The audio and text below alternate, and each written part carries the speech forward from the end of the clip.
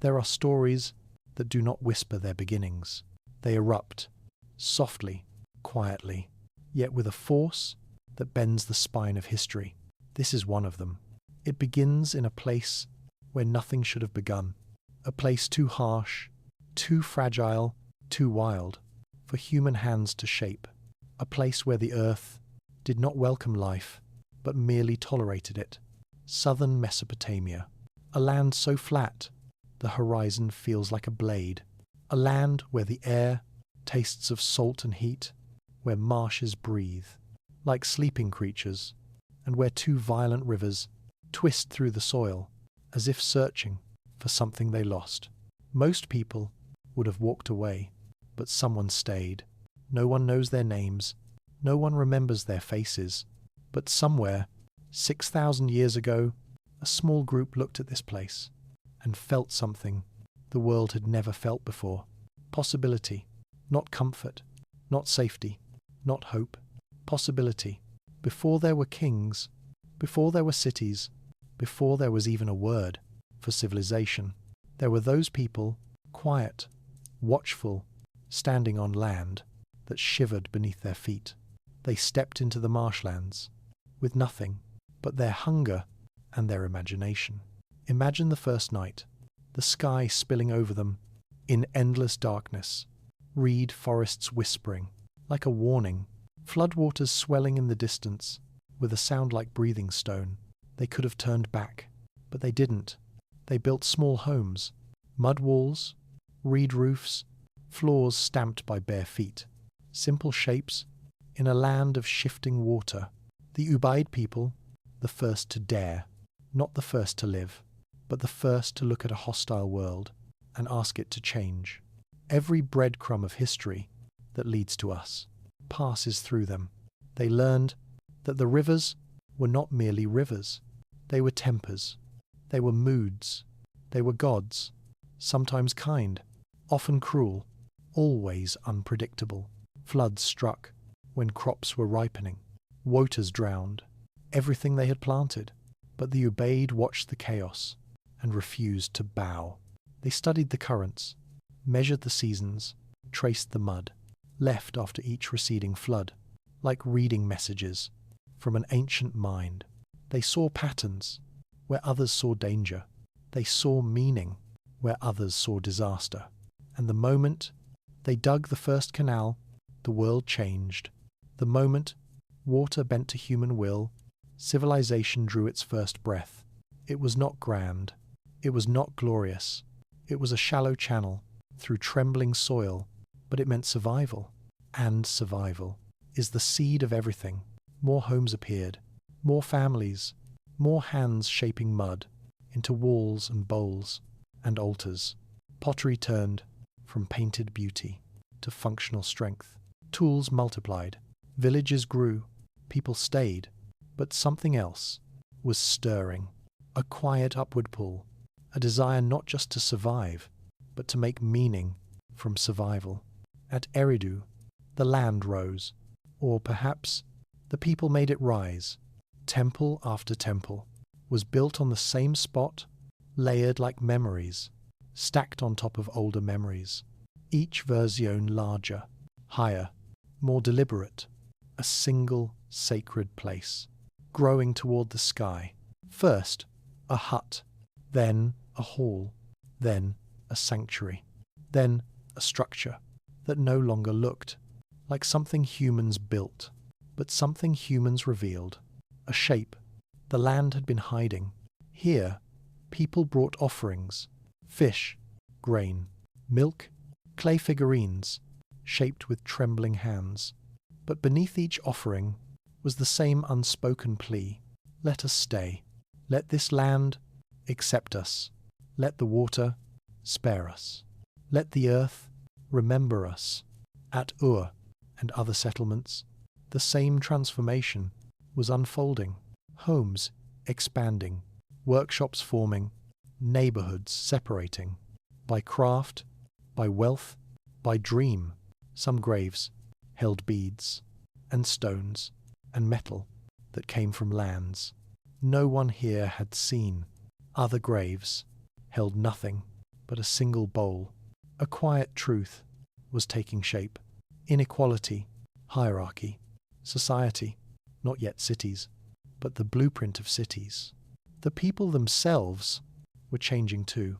Hands that once shaped mud now shaped symbols, images, stories carved into small stone cylinders, cylinder seals, the world's first signatures, not of names, but of identities.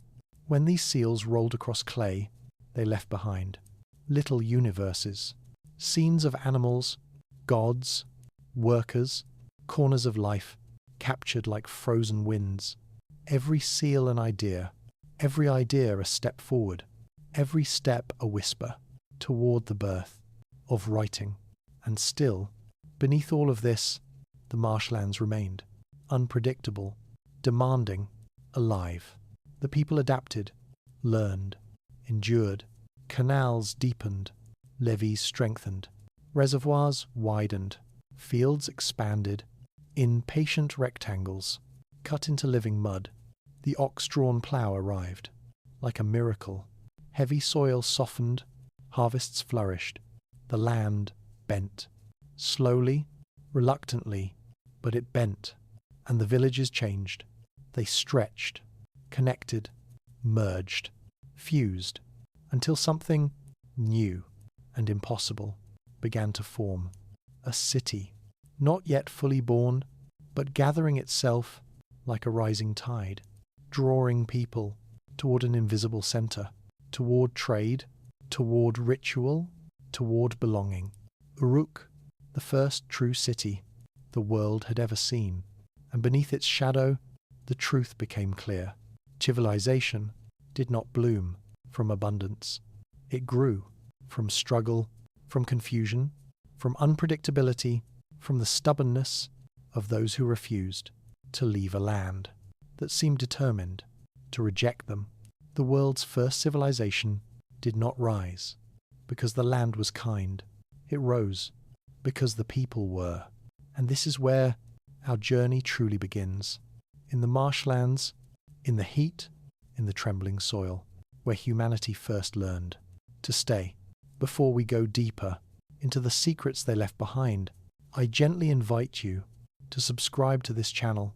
Your support helps these stories continue, helps forgotten worlds breathe again, and gives us the strength to follow this ancient path to its very end.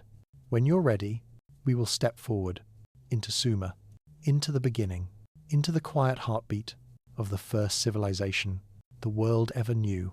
And so we step closer into a world that was not waiting for us, yet somehow feels as though it remembers us.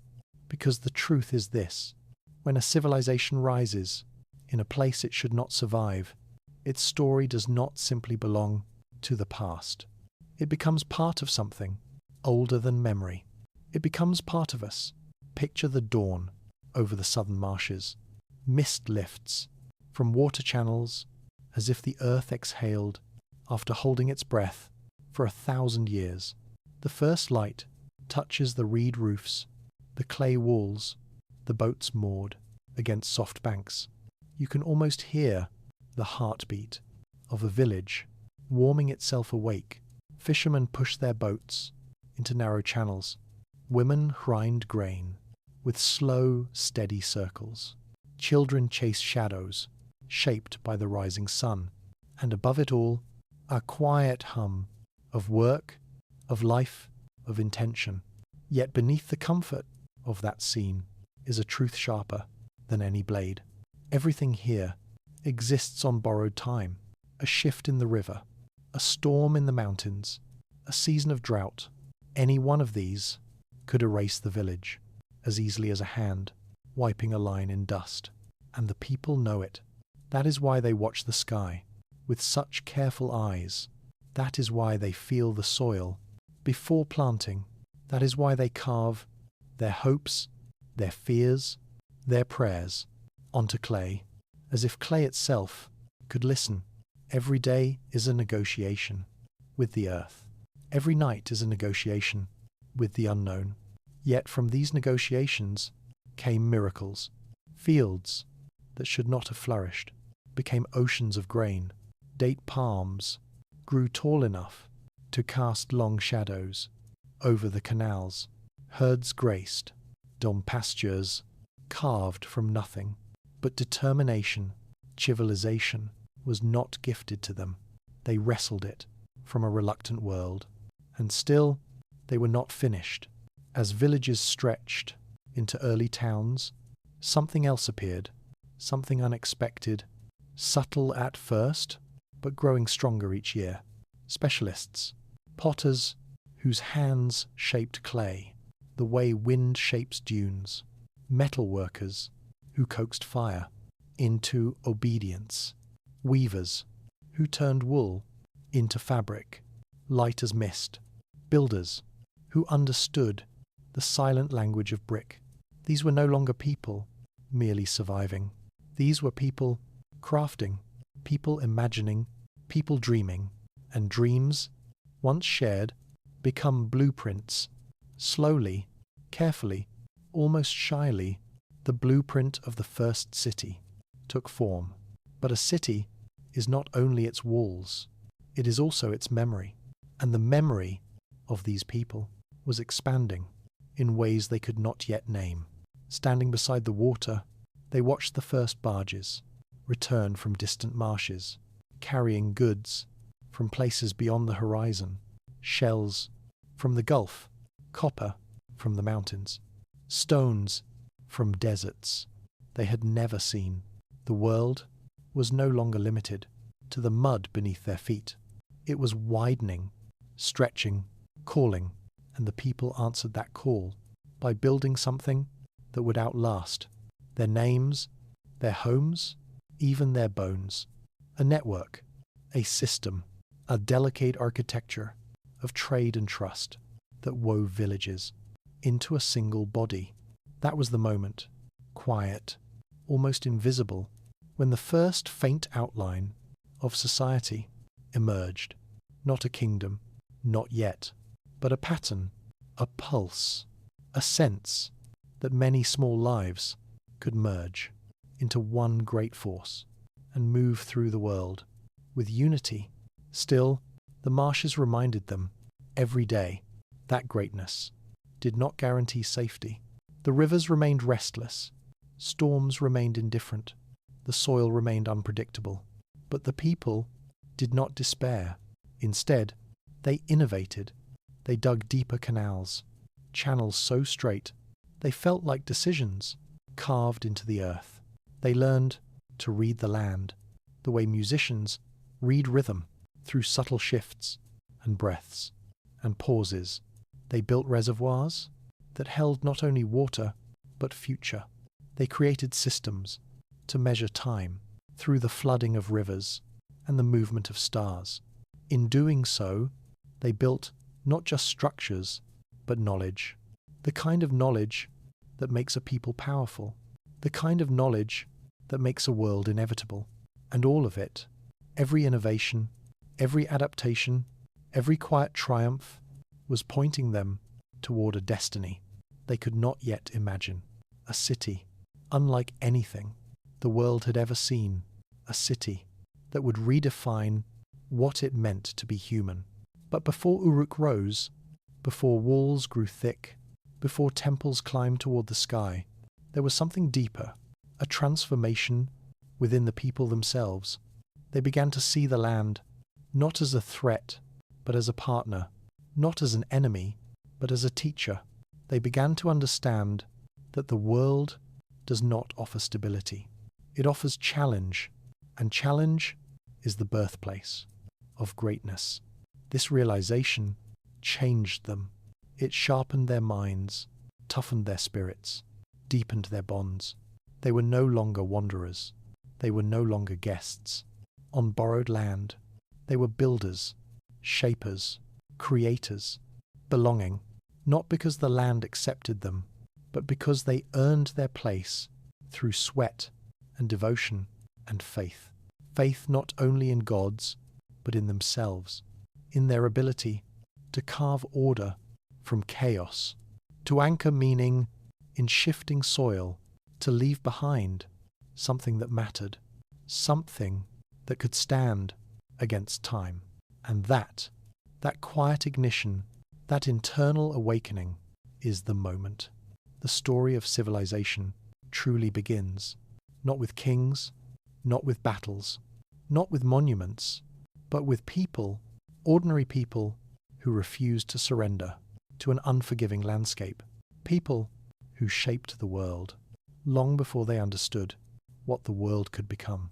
People whose whispers still echo through every city we build today. This is where we begin. This is where humanity first learned the courage to stay, to endure, to imagine, to rise. And as we move forward into their world, into the marshes, the temples, the early towns, the first dreams of cities, we step deeper into the heartbeat of who we are, into Sumer, into the beginning, into the ancient quiet where the future was first born. Before the first city rose, before temples pierced the horizon, the land itself had to be persuaded to give more than it wanted to give. And so the people turned their eyes to the ground beneath them, and the waters beside them, the restless rivers, the trembling soil, the marshes that breathed like ancient lungs. To survive was no longer enough. They wanted to shape the world, not by conquest, but by persuasion, by patience, by understanding the language of the earth. The first canals were small, trenches carved by hand, shallow veins cut into mud that shifted under every step. But soon, those veins grew deeper, straighter, wiser. Water learned its path, because humans taught it one. Floods no longer dictated fate. They were studied, measured, anticipated. Each season taught a lesson. Each harvest repeated it. Each failure carved a sharper memory. Fields stretched farther, long rectangles of hope, drawn against the horizon, barley bent in the wind, like 1,000 small prayers. Date palms rose, impatient rose, their shadows marking the passing of time. The earth resisted, but the people insisted. They built levees, with hands blistered by mud, rebuilt them when the river tore them down, and rebuilt them again because persistence was the only truth they trusted. Reservoirs widened, water pooled behind walls that seemed too fragile to hold so much life, but they held, and the land softened. With water came abundance. With abundance came change. More families settled, more roofs clustered, more fires burned at dusk, glowing like small constellations on the marshy plain. Villages became constellations too, scattered points, slowly weaving themselves into patterns, a network, a rhythm, a beginning. And inside that beginning lay a deeper shift. Hands that once worked the soil, every hour of every day, now found moments to rest, moments to try, moments to imagine. In those moments, specialists were born, not by title, not by decree, but by repetition. One man shaped clay better than others. One woman wove stronger baskets. One child watched fire so closely that he learned to whisper to it. And as these talents deepened, the world changed around them. A potter's workshop appeared beside a canal. A weaver's hut rose near the date groves. A metal worker's fire burned brighter than the sunset behind him. Skills clustered. People gathered. Exchange followed. Not yet commerce, not yet markets, but the first seeds of trade were sown in the quiet, between two neighbours, sharing what they had created. And from those small moments came something larger, the idea that life could be more than survival. Work organised itself, not by command, but by need, by efficiency, by instinct. Some dug canals, some shaped bricks, some tended animals, some carried goods across paths worn into the earth by countless footsteps. Each person became a thread. Each thread wove into a pattern, and that pattern grew stronger. With every passing season, The land, once wild and untamed, now hummed, with human purpose. But the earth did not yield easily. Salt crept into the soil, crops weakened, fields whitened under the glare of the sun. Farmers bent to the ground, their hands searching for answers, hidden beneath the surface. And they found them. They rotated crops, moved fields, let land rest when it grew tired, planted salt-tolerant grains that clung to life, even when the soil gave them nothing. Every problem became an invitation to innovate. Every failure became a teacher. Tools changed too. The digging stick gave way to the plough. Wood bent, bronze sharpened, oxen were yoked, and the weight of the land shifted onto their shoulders. With each furrow, the earth surrendered a little more of itself, and the people took only what they needed. But they needed more.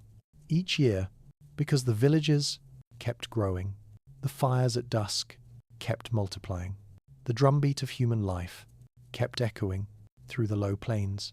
Paths widened, dust thickened, goods moved from one settlement to another, like messages travelling through an unseen network. No one planned it, no one designed it, but the land itself became a map of human movement. And movement creates connection. Connection creates complexity. Slowly, quietly, villages stretched toward each other, like hands reaching through darkness. Between them, spaces formed, not empty, but expectant.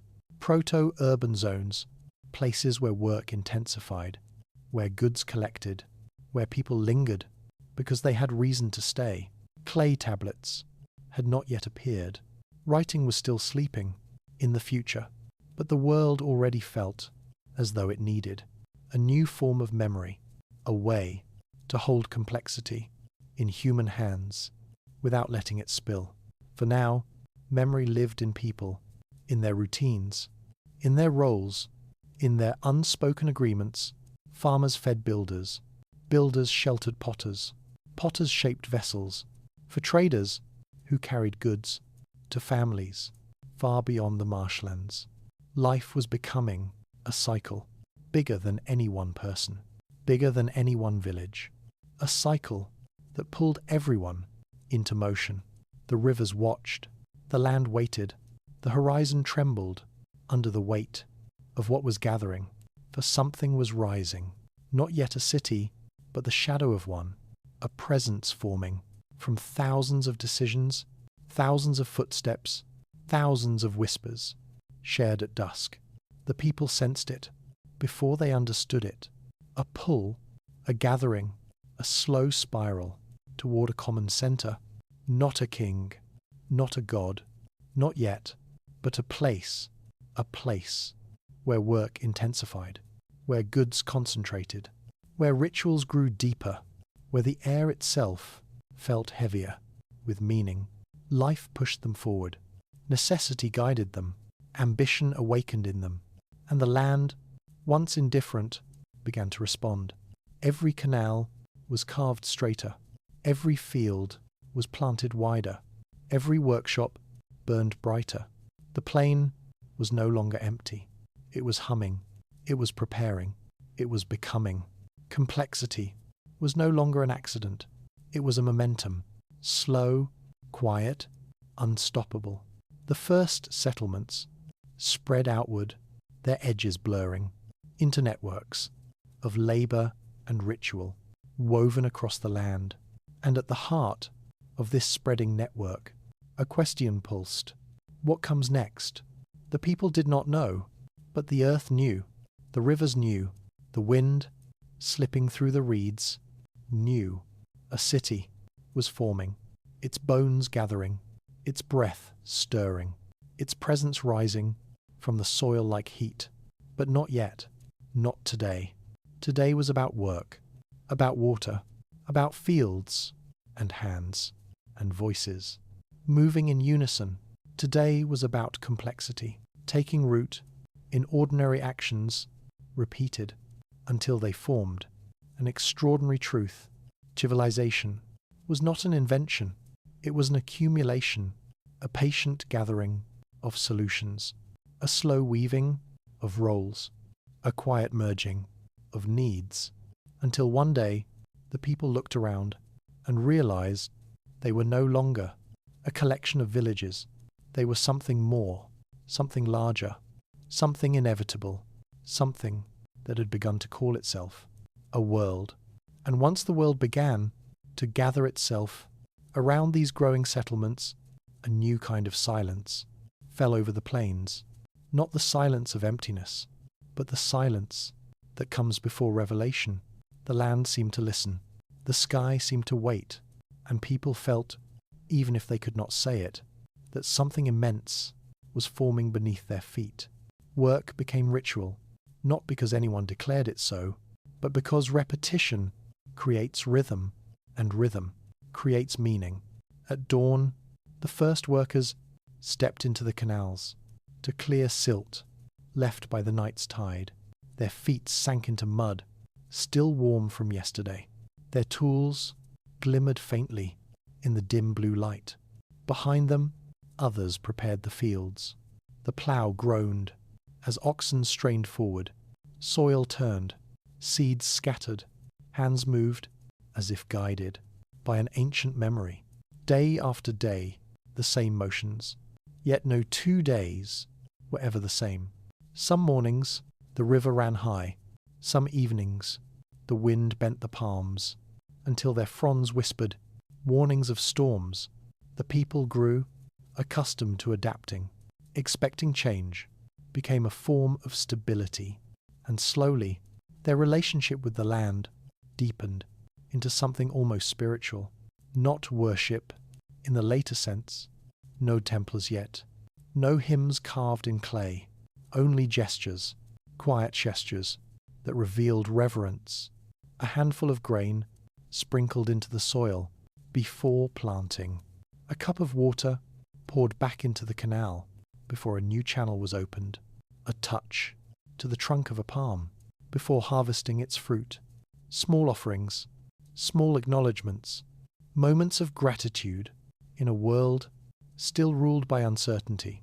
These quiet rituals created something unexpected, a shared identity. Not a tribe, not a city, not yet, but a people who understood that their lives were intertwined, not only with each other, but with the land itself. As the population grew, work changed again. Tasks divided, roles clarified.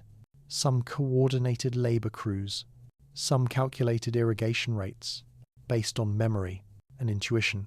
Some watched the river's colour, its turbulence, its smell, predicting floods with startling accuracy. These observers became something new, not leaders, not priests, not rulers, recorders, interpreters, early managers of a world that needed organising.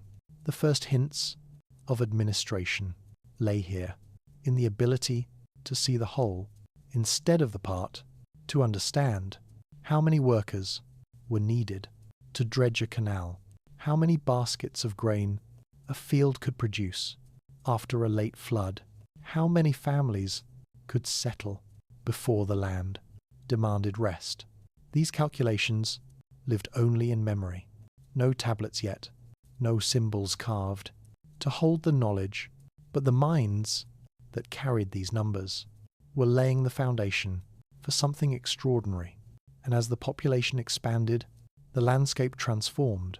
Reed thickets thinned, earth embankments heightened, canals veined the land like deliberate strokes on a canvas too vast to grasp from the ground, seen from above. If such a view were possible, the marshlands would have looked like a woven cloth, lines intersecting, fields spreading, houses clustering in patient spirals around water and work. Near the centre of these spirals, something else emerged, a space where people gathered, not to farm, not to build, not to trade, but to be together. A clearing, a meeting place, a bare patch of earth, packed hard from countless footsteps. Here, news was shared, tools repaired, goods exchanged, in the first faint echo of a market. Here, decisions were made, not by decree, but by conversation, agreement, consensus. Here, people came, when they needed help, when they sought guidance, when they longed for connection, and connection invites structure. A small shelter was built in the clearing, a shade roof, a place to sit, a place to speak. Later, it grew. Walls added, post driven deeper. Paint brightened the clay. Symbols carved without full meaning, yet carrying weight. Nonetheless, this was the beginning of an administrative space, a communal mind, a shared memory made solid.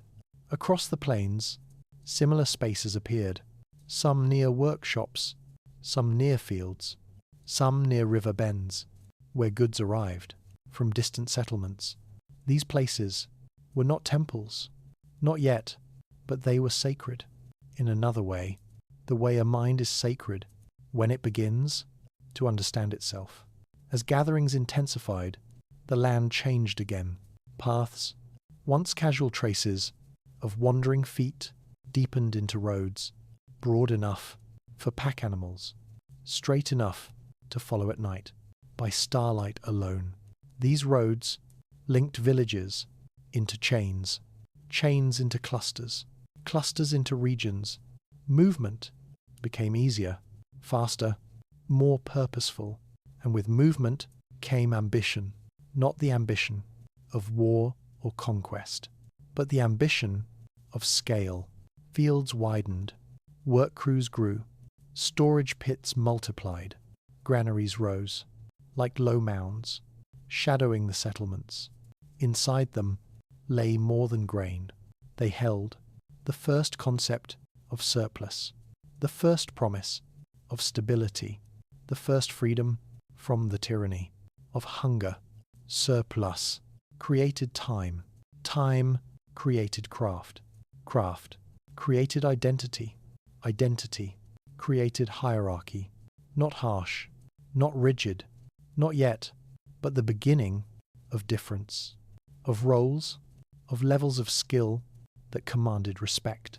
The potter, whose vessels never cracked, the canal foreman, who felt floods before they arrived, the herder, who guided goats, like water guides itself, the woman whose hands wove cloth so fine it glistened like mist. These people were no longer just part of the village. They were shaping it, defining it, becoming essential to it, and wherever the essential gathers, a center forms, a gravitational pull that draws people a little closer, a little deeper, a little more willingly, into shared life. Proto-urban zones grew from this pull, larger clusters of homes, denser patterns of work, longer days of labor, longer nights of conversation, beside slow-burning fires. Here, the air felt thicker, the world felt tighter, the future felt nearer, because something was unfolding, slowly, quietly, inevitably, a transformation that no one could name, yet everyone could feel. Not a city, not yet, but the breath before a city, the heartbeat before walls rise, the quiet before greatness gathers into form. And as the people slept beneath reed roofs and star-heavy skies, the land around them whispered the same truth. Over and over, you are becoming more than villages, more than settlements, more than clusters on a map of rivers and reeds.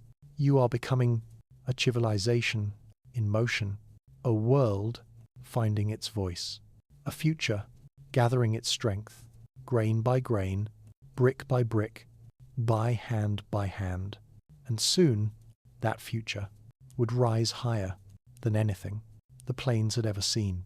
There is a moment in the life of a people when the world stops expanding outward and begins to fold inward, gathering itself into a single, inescapable center.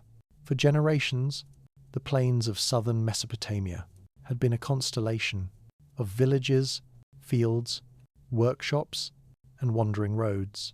But now, a gravity had begun to form in the middle of it all, a pull, a gathering, a slow tightening of human purpose. That pull had a name, Uruk, not the city. It would one day become not yet the towering walls, nor the ziggurat rising like a stairway into the cradle of the sky.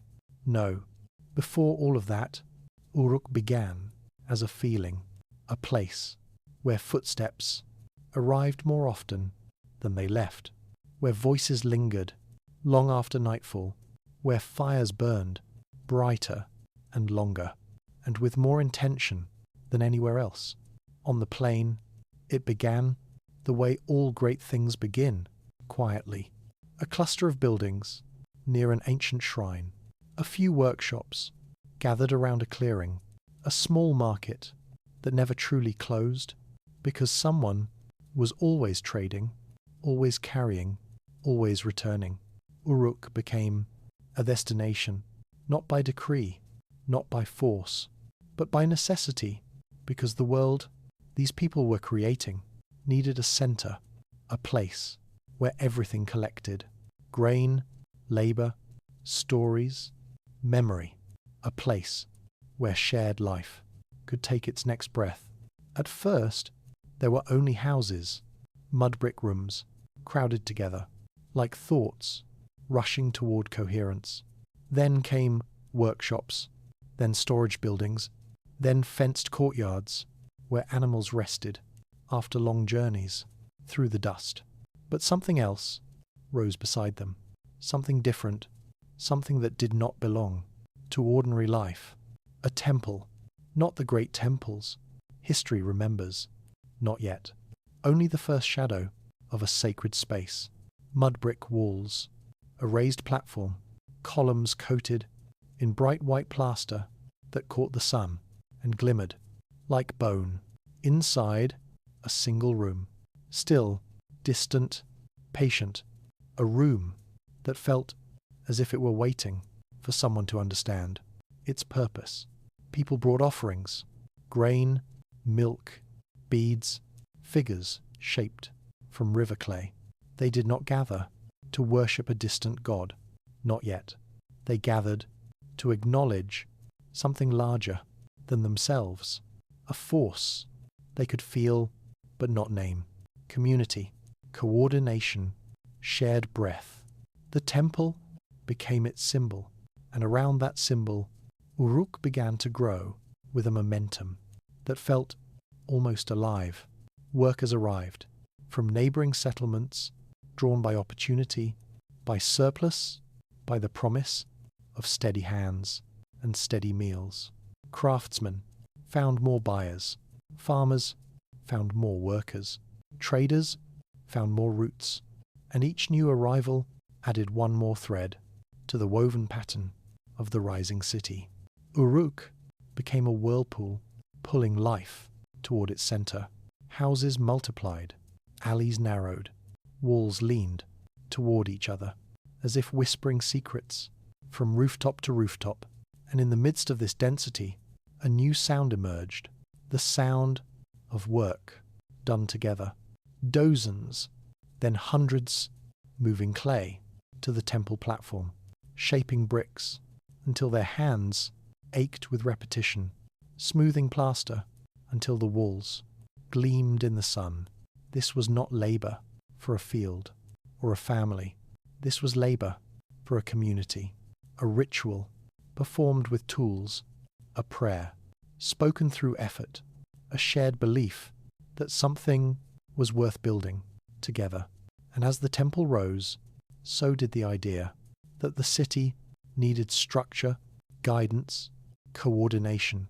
Not a king, not yet, but leaders of work crews, keepers of tools, organizers of grain, recorders who remembered what each worker contributed and what each family received. Their memory became a precious resource For the first time, knowledge began to matter as much as strength, and knowledge has gravity. It draws people, it shapes choices, it creates systems. In Uruk, the first systems were simple: who dug canals, who baked bricks, who herded animals, who shaped jars, who carried grain from field to storehouse. But simplicity does not remain simple, not when a city grows. Uruk expanded like breath. Every season, its edges stretched a little farther. Every year, its houses pressed tighter into the earth. Every generation found itself one step deeper into a world of shared purpose. Farmers did not just bring grain. They brought questions: how much to plant, how much to store, how much to send to the workers who no longer farmed at all. Craftsmen did not just make tools, they made expectations: better ploughs, stronger jars, finer cloth. Traders did not just carry goods, they carried the future: stones from distant lands, shells from the Gulf, ideas from journeys beyond the horizon. And all of it, every tool, every grain, every path taken and path returned, flowed into Uruk like tributaries feeding a single river. Uruk became the place where everything was collected, sorted, counted, distributed, a great pulse of labour and exchange, a heartbeat felt through the ground. But while the city expanded, the temple expanded too. More rooms, wider platforms, columns painted in red, black, and white, images carved of animals, rituals, symbols the people did not yet write, but already felt. The temple was no longer a building. It was an idea that the city needed a centre, not only for goods and work, but for meaning. Meaning makes order possible. Order makes complexity possible. Complexity creates civilization, and Uruk was walking that path with steady, certain, unstoppable steps. Surplus grain filled giant bins, surplus fish packed clay jars, surplus wool coiled in great bundles, waiting for hands to spin it into cloth. Surplus changed everything. It freed workers from the fields. It allowed builders to build full-time.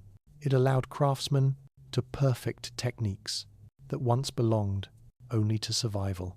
And it allowed something new to enter the city. Planning, streets aligned, courtyards widened, work districts formed, storage zones expanded into great compounds, ringed with walls. Uruk was no longer growing by chance. It was growing with intention. People felt it, even if they did not fully understand it. They felt it when they carried grain past the rising temple. They felt it when new work crews gathered to build yet another structure. They felt it in the heavy air, buzzing with life and possibility. They felt that the world was changing and that they were part of the reason, not witnesses, participants, builders of something larger than themselves. And, as Uruk rose, their minds rose with it. They began to imagine a life beyond the limits of the marshland. They began to envision a world that could be ordered, managed, understood, a world that could be recorded. Clay lay everywhere, soft, yielding, patient. Clay was waiting for the mind to discover what the hand could do. And soon it would. Soon clay would speak. But that moment belonged to another part of the story. For now, Uruk breathed, and with each breath, the city grew more certain of its destiny. A destiny rising from mud brick and sunlight from work, and gathering from people drawn together by need, by purpose, by imagination. A destiny the world had never seen before. The first true city in human history was stirring awake, and nothing, not river, not storm, not time itself, could stop what it was becoming.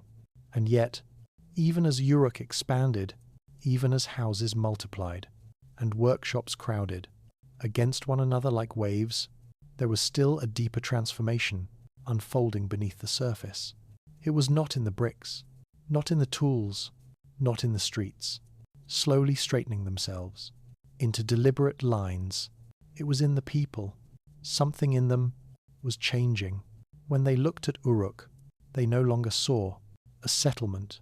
They saw a promise that life could be organized beyond the scale of a single family, a promise that work could bind strangers together into something stronger than blood, a promise that the future could be shaped with intention rather than inherited by accident. And that promise demanded coordination, not the gentle agreements of village life, not the simple rhythms of a few hundred people sharing a landscape. Uruk pulsed with thousands, too many for memory alone to keep in order, too many for instinct alone to sustain. And so, roles deepened, responsibilities sharpened, the city began to divide its labor with purpose. One group oversaw storage. They measured grain by baskets and sacks, by seasons and fields, by prediction rather than hope. Another group directed work crews.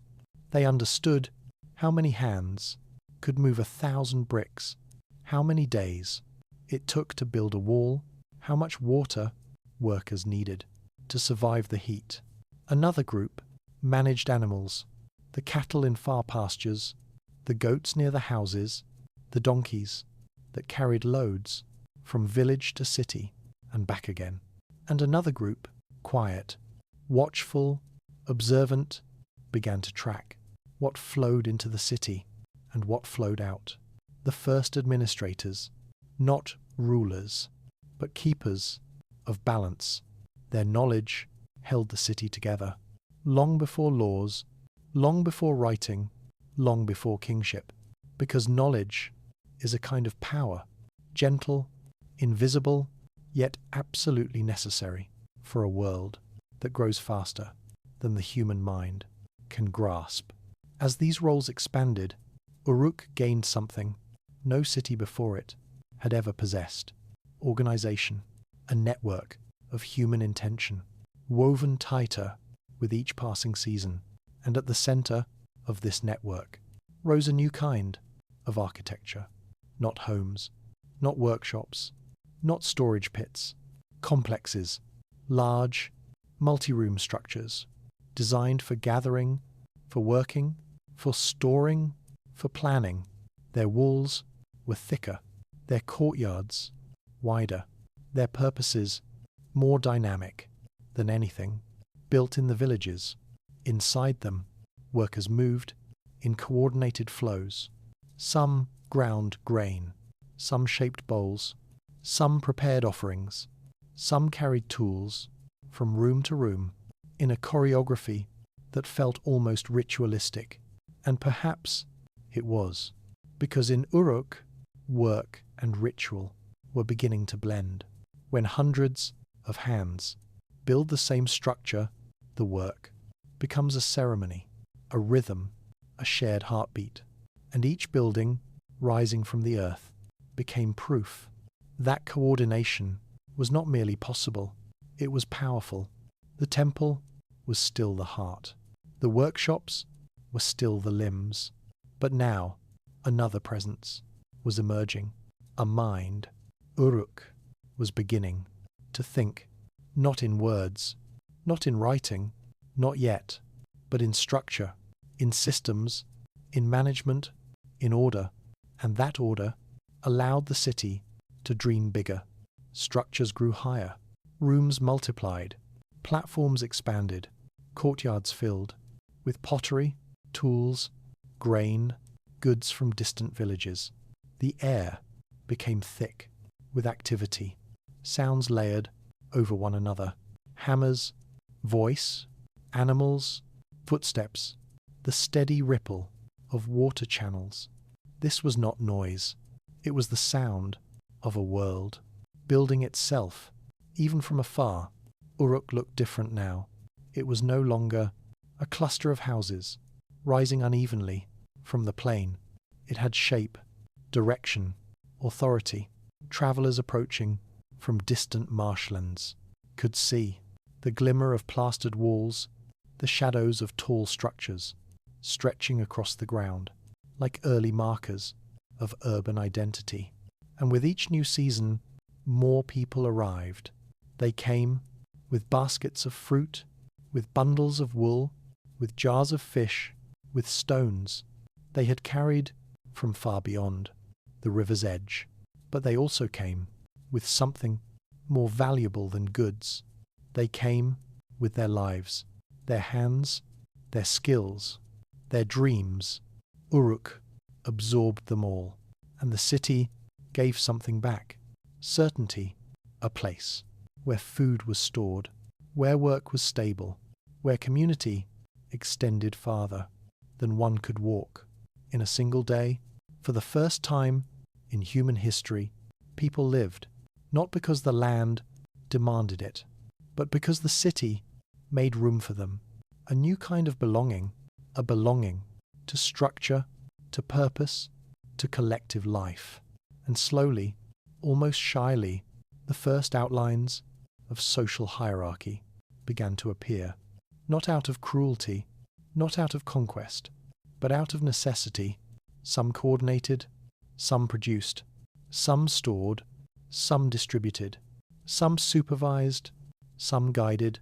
Roles branched, like channels in an irrigation system, each feeding the next, each necessary to keep the flow steady. And through this branching, a truth emerged. Uruk was no longer a settlement. It was a system, a living body with organs, with pulses, with breath, a body that could expand, adapt, remember, plan, a body that needed a way to speak. And soon it would learn how. Clay was already waiting. Hands were already skilled. The mind of the city was already searching for a way to hold knowledge without losing it, to memory. Uruk was on the edge of invention, on the edge of writing, administration, record, history, standing at the turning point between the silence of prehistory and the voice of civilization. But for now, the city breathed, it swelled, it gathered, it prepared. The world's first true city was not only forming, it was awakening, and what it was about to create would change humanity forever. There comes a moment in every rising civilization when memory is no longer enough, when the mind cannot hold what the world is becoming, when the flow of grain, the movement of workers, the weight of offerings, the rhythm of labor and ritual and exchange grow too vast to live only inside human thought. Uruk had reached that moment. The city was breathing too deeply, moving too quickly, becoming too complex to survive on spoken agreements and fading recollections. And so a quiet revolution began, not with a king, not with a law, not with a proclamation, with clay that had always been there, underfoot, under homes, under fields, clay that yielded to touch, soft, patient, obedient, clay that listened.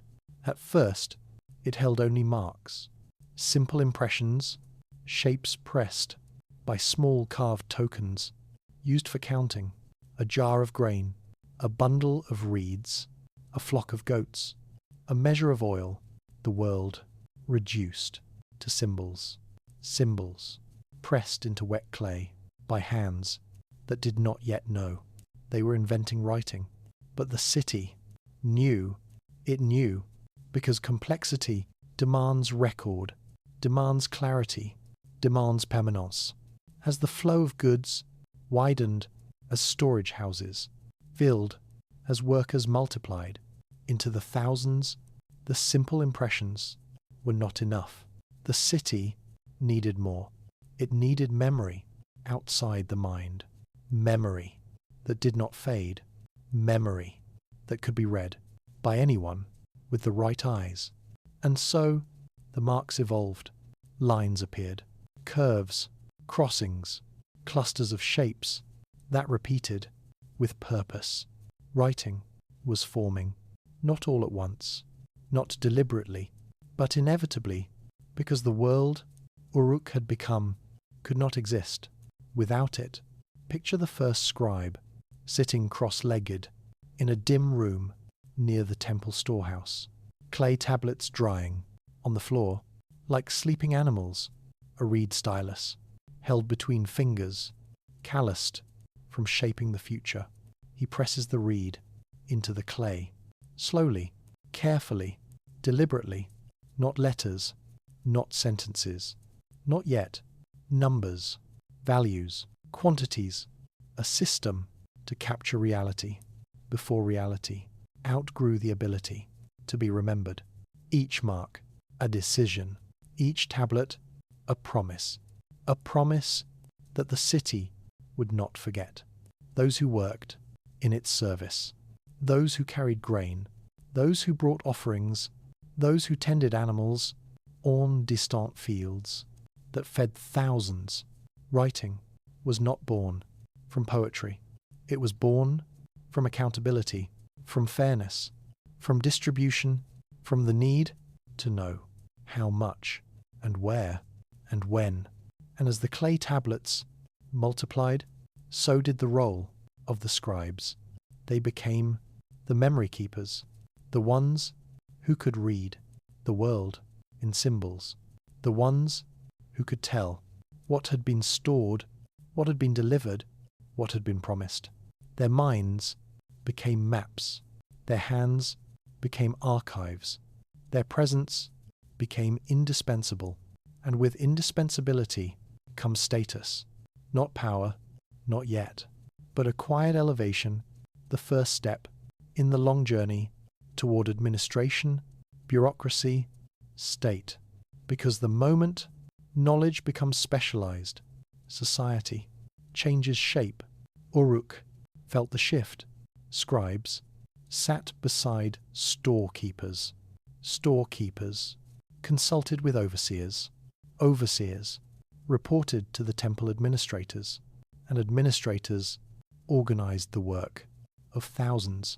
Grain moved in precise amounts. Wool was weighed. Beer was rationed. Fish was counted. Workers received measured shares, not generosity, not charity, order, a new kind of order that flowed through the city like an invisible river. Every tablet strengthened it. Every mark reinforced it. Every calculation held the city together a little more tightly, and soon the administrative rooms near the temple filled with shelves, rows of clay tablets stacked like bricks of thought, the world's first archive. Not a library, not yet, a storage of memory, a safeguard against the chaos that once governed the marshlands. In these tablets were days, months, seasons, the pulse of work, the rhythm of harvest, the obligations of every worker in the city. But something else was forming too, something deeper, something more subtle, bureaucracy, not the stiff, rigid hierarchy of later empires, not the distant, impersonal machinery of kings, a gentler version, a living system that arose because the people needed it, a system to coordinate labor, to distribute surplus, to plan construction, to manage herds and fields and storage for a population too large to run itself by instinct alone. And slowly Uruk gained a new layer of identity. The city was no longer just a place of work. It was becoming a place of management, a place where the invisible forces behind daily life were shaped by minds trained to understand complexity. These administrators were not rulers, but they were closer to leadership than anyone else in the city, because knowledge had become its own form of authority, and the tablets proved it. They proved that the city could speak in symbols, could remember through clay, could build a world based on information. This changed everything. It meant the city could grow without collapsing under its own weight, could stretch beyond the fields and marshes that fed it, could coordinate projects too large for any one group to manage. It meant Uruk could imagine monuments, structures larger than the village mind could conceive. It meant the city was ready for ambition, ready for institutions, for hierarchy, for vision, ready to become more than a city, ready to become a civilization. But writing did something else too, something unexpected. It created distance. Those who could read became different from those who could not. Those who recorded became different from those who worked. Those who interpreted became different from those who delivered. A new class was forming, not wealthy, not powerful, but essential. Essential people gain influence. Influence becomes authority. Authority becomes the seed of governance.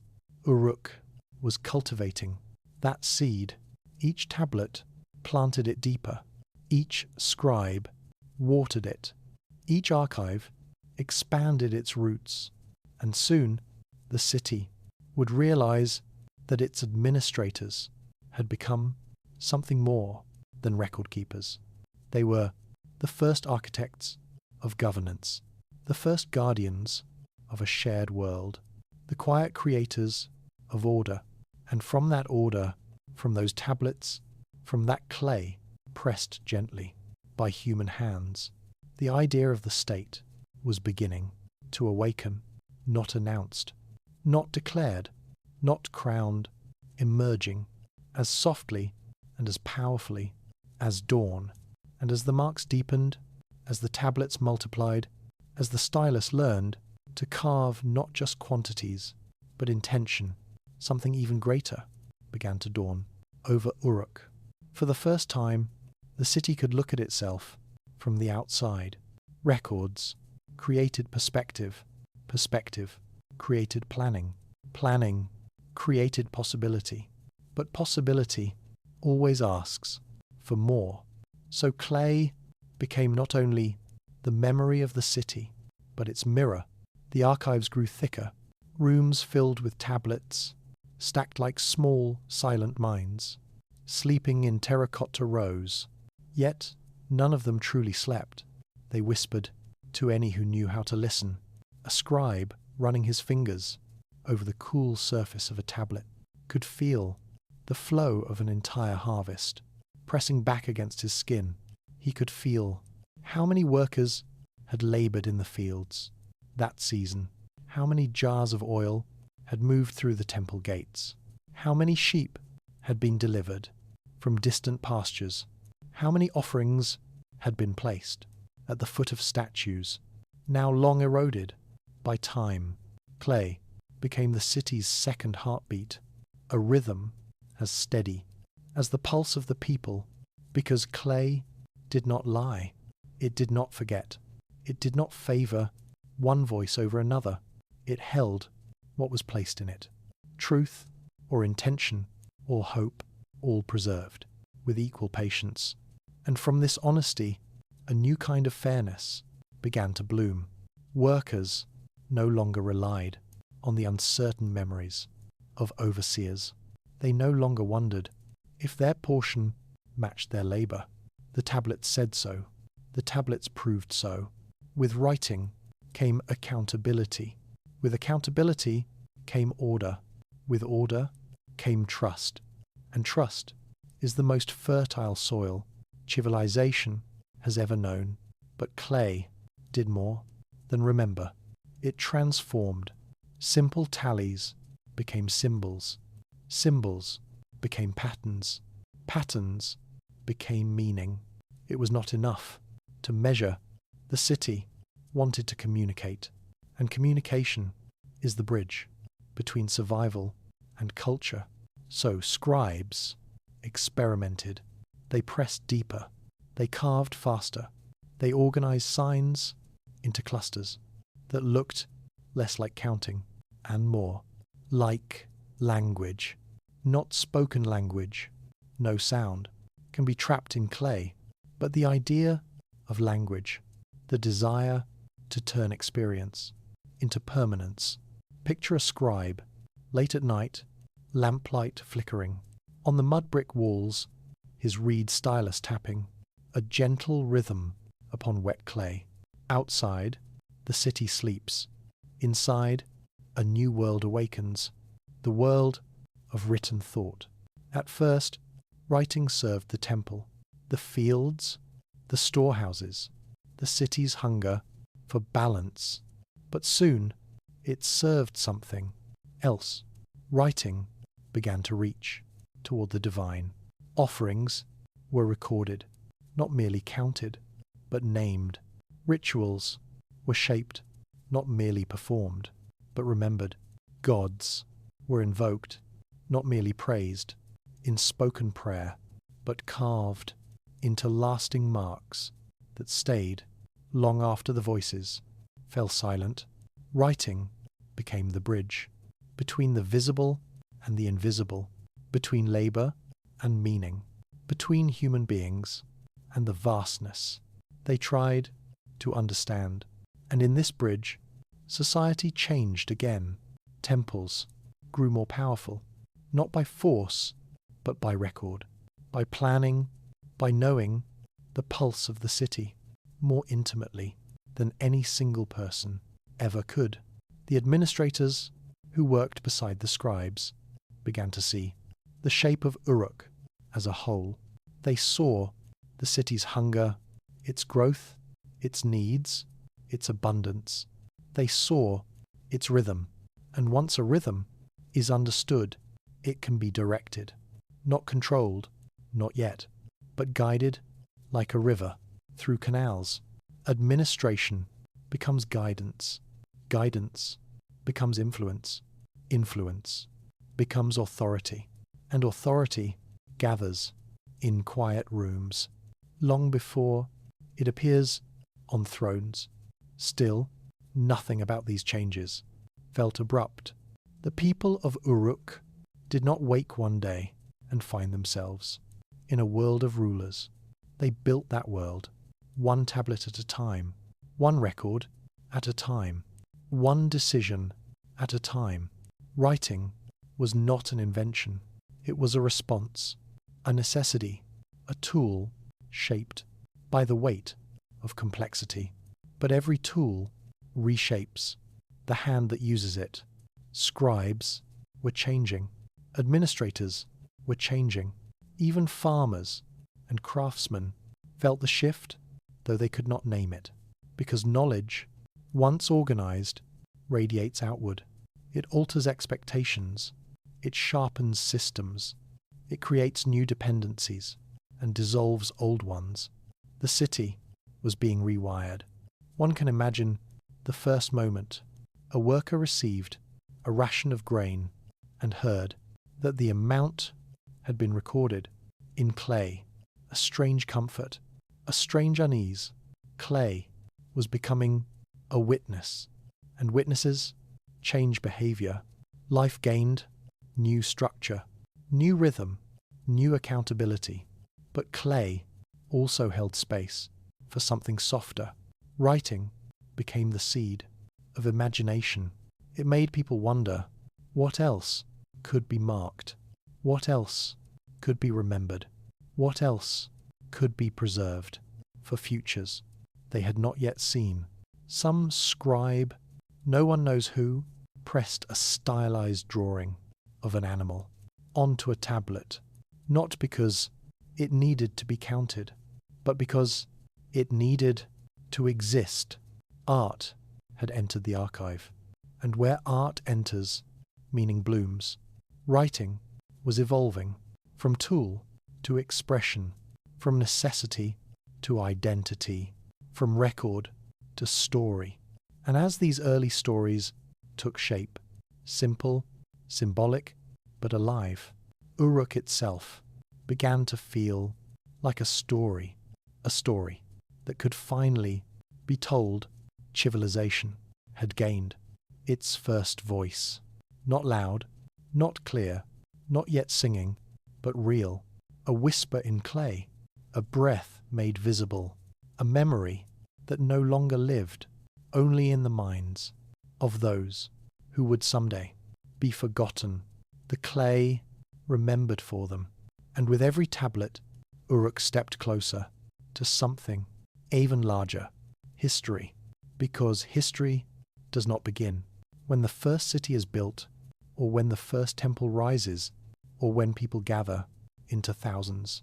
History begins when memory takes form, when time can be held in human hands, when the world learns to speak through symbols that outlive their creators.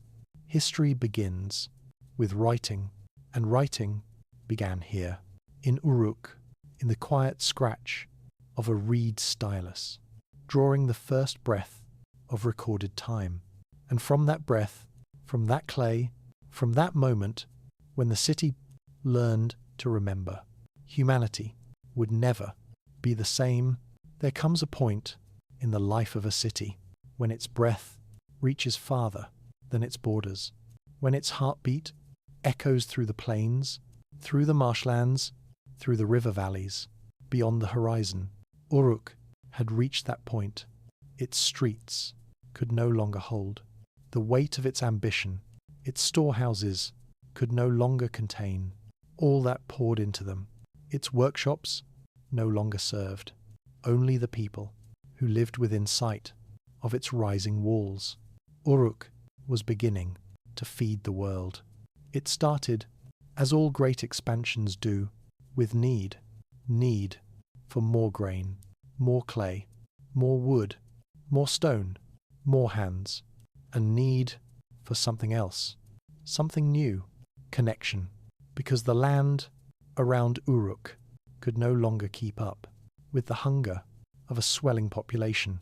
The city was too large, too alive, too demanding. So the people looked outward. They followed the river's bends.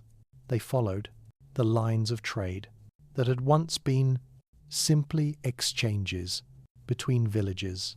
Now those lines stretched farther and farther until they became paths, then routes, then networks.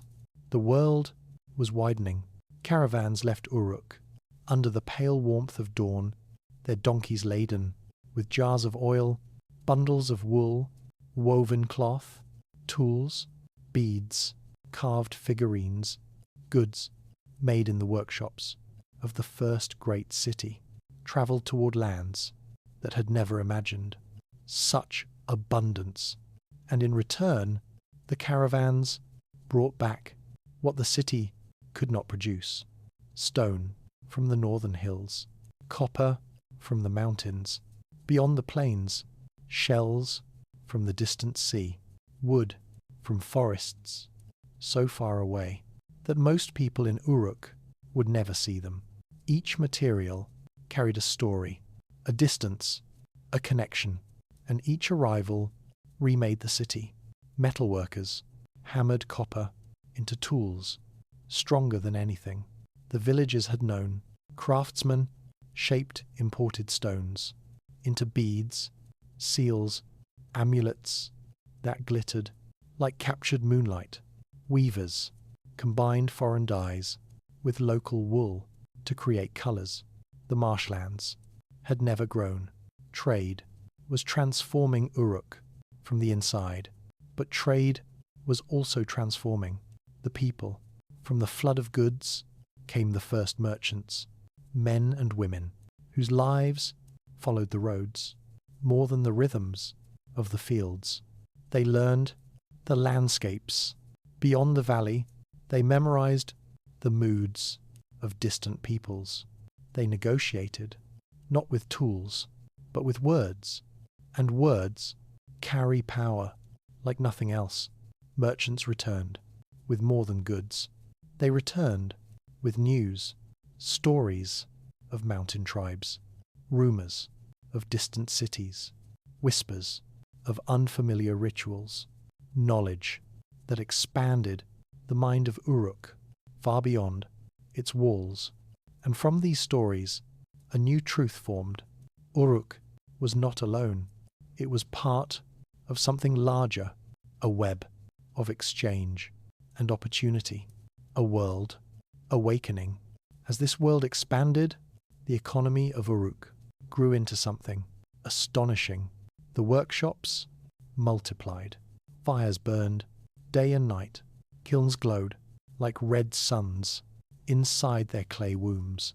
Looms clattered in steady rhythms that sounded almost like breath.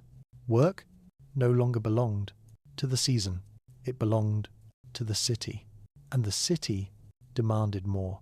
So work crews grew, teams specializing in metal, in textiles, in pottery, in stone. The scale of production became unimaginable to those who still lived in smaller settlements. Wool arrived in mountains. Clay was dug by the ton.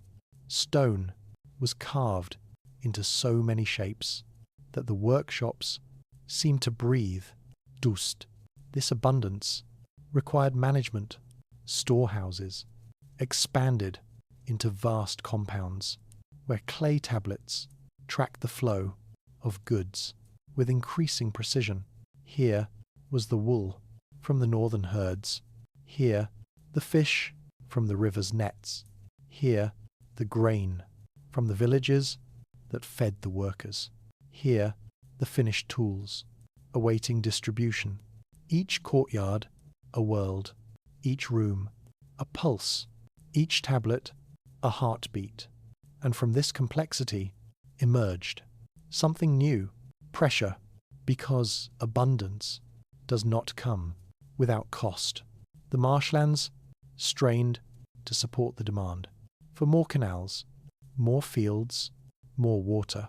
The land beneath the city trembled under the weight of thousands of feet. Resources ran thin, even as trade ran thick. And in this pressure, another transformation began. Not physical, social hierarchy sharpened. There were those who dug clay, those who shaped it, those who recorded its movement, those who distributed its results, those who planned its future. And then, above them, a small group emerged, a group whose role was neither labour nor craft nor trade, a group whose role was oversight, coordination, management, decision, not kingship, not yet, but authority in its earliest form, authority that answered questions the city could no longer leave to chance. How many workers were needed for the next canal? How much grain each family should receive? How many beads should be exchanged for a shipment of stone? Authority, born not from conquest, but from necessity. And necessity is the quiet forge of systems. Systems that Uruk was learning to wield. With each decision, the city became more stable, more complex, more interwoven, more dependent on its own rhythm. Work fed trade, trade fed surplus, surplus fed organization, organization fed power, and power fed the city. Uruk was no longer a place. It was a force, a center of production, trade, ritual, administration. A magnet pulling goods from distant coasts, pulling ideas from wandering travellers, pulling people into its growing shadow. Even the surrounding settlements felt the pull. They aligned their fields to Uruk's needs, sent their surplus to its storehouses, followed its festivals, its rituals, its rhythms. Uruk was becoming more than a city. It was becoming a region, an influence, a presence that stretched across the plains like an unspoken law. And still, it grew. New districts formed around workshops, specialized neighborhoods rose beside the walls, trade courts filled with voices, speaking of seas and hills and deserts, far beyond the marshes. And through all of it, the temple watched, its walls expanding, stone by stone, its courtyards filling with offerings, its administrators tracking the flow of goods with eyes trained to understand the heartbeat of the city. The temple was no longer merely sacred. It had become an economic engine, a distribution center, a managerial mind, a symbol that the divine and the human could share the work of building a world. Uruk's destiny was no longer in question. The city was rising with unstoppable momentum. Trade was its breath, work its bones, administration its mind, the temple its heart.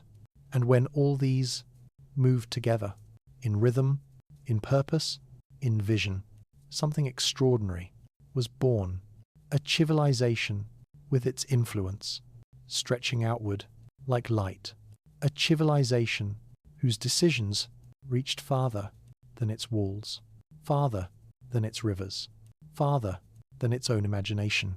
Uruk had become the beating center of the ancient world, and soon the world would feel its pulse.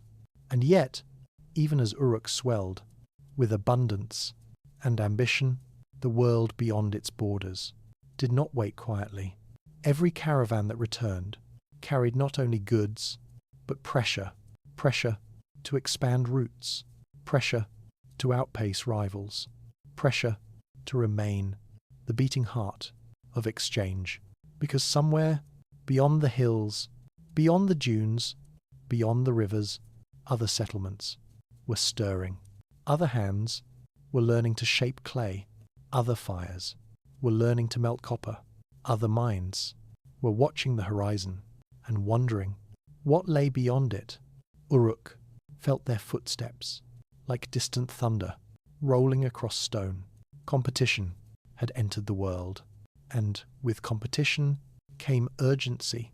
Merchants pushed deeper into foreign lands, negotiating with strangers whose languages sounded like wind through unfamiliar reeds. In some places, they were welcomed with open palms, in others, with guarded eyes, and sometimes not welcomed at all. But still, they moved forward, because Uruk was hungry in a way that no city before it had ever been. Hungry for stone to build higher, hungry for metal to forge sharper, hungry for wood to frame the dreams that had begun to crowd its skyline. And hunger is a powerful compass. It leads people across deserts where the horizon shimmers like a lie, across mountains whose peaks cut the clouds, across river valleys where foreign gods watch from carved altars. Wherever merchants went, Uruk's name went with them, whispered in marketplaces, spoken over fire pits, carried in the dust that clung to their sandals. The world was beginning to know the city that had risen from mud and marsh, and that knowing changed everything. Foreign craftsmen too arrived to study Uruk's workshops. Young men from far-flung villages walked for days to work in its kilns and learn the secrets of its clay. Nomadic tribes brought herds to graze near the canal edges, offering wool, milk, and labour in exchange for tools, stronger than any their own fires could create.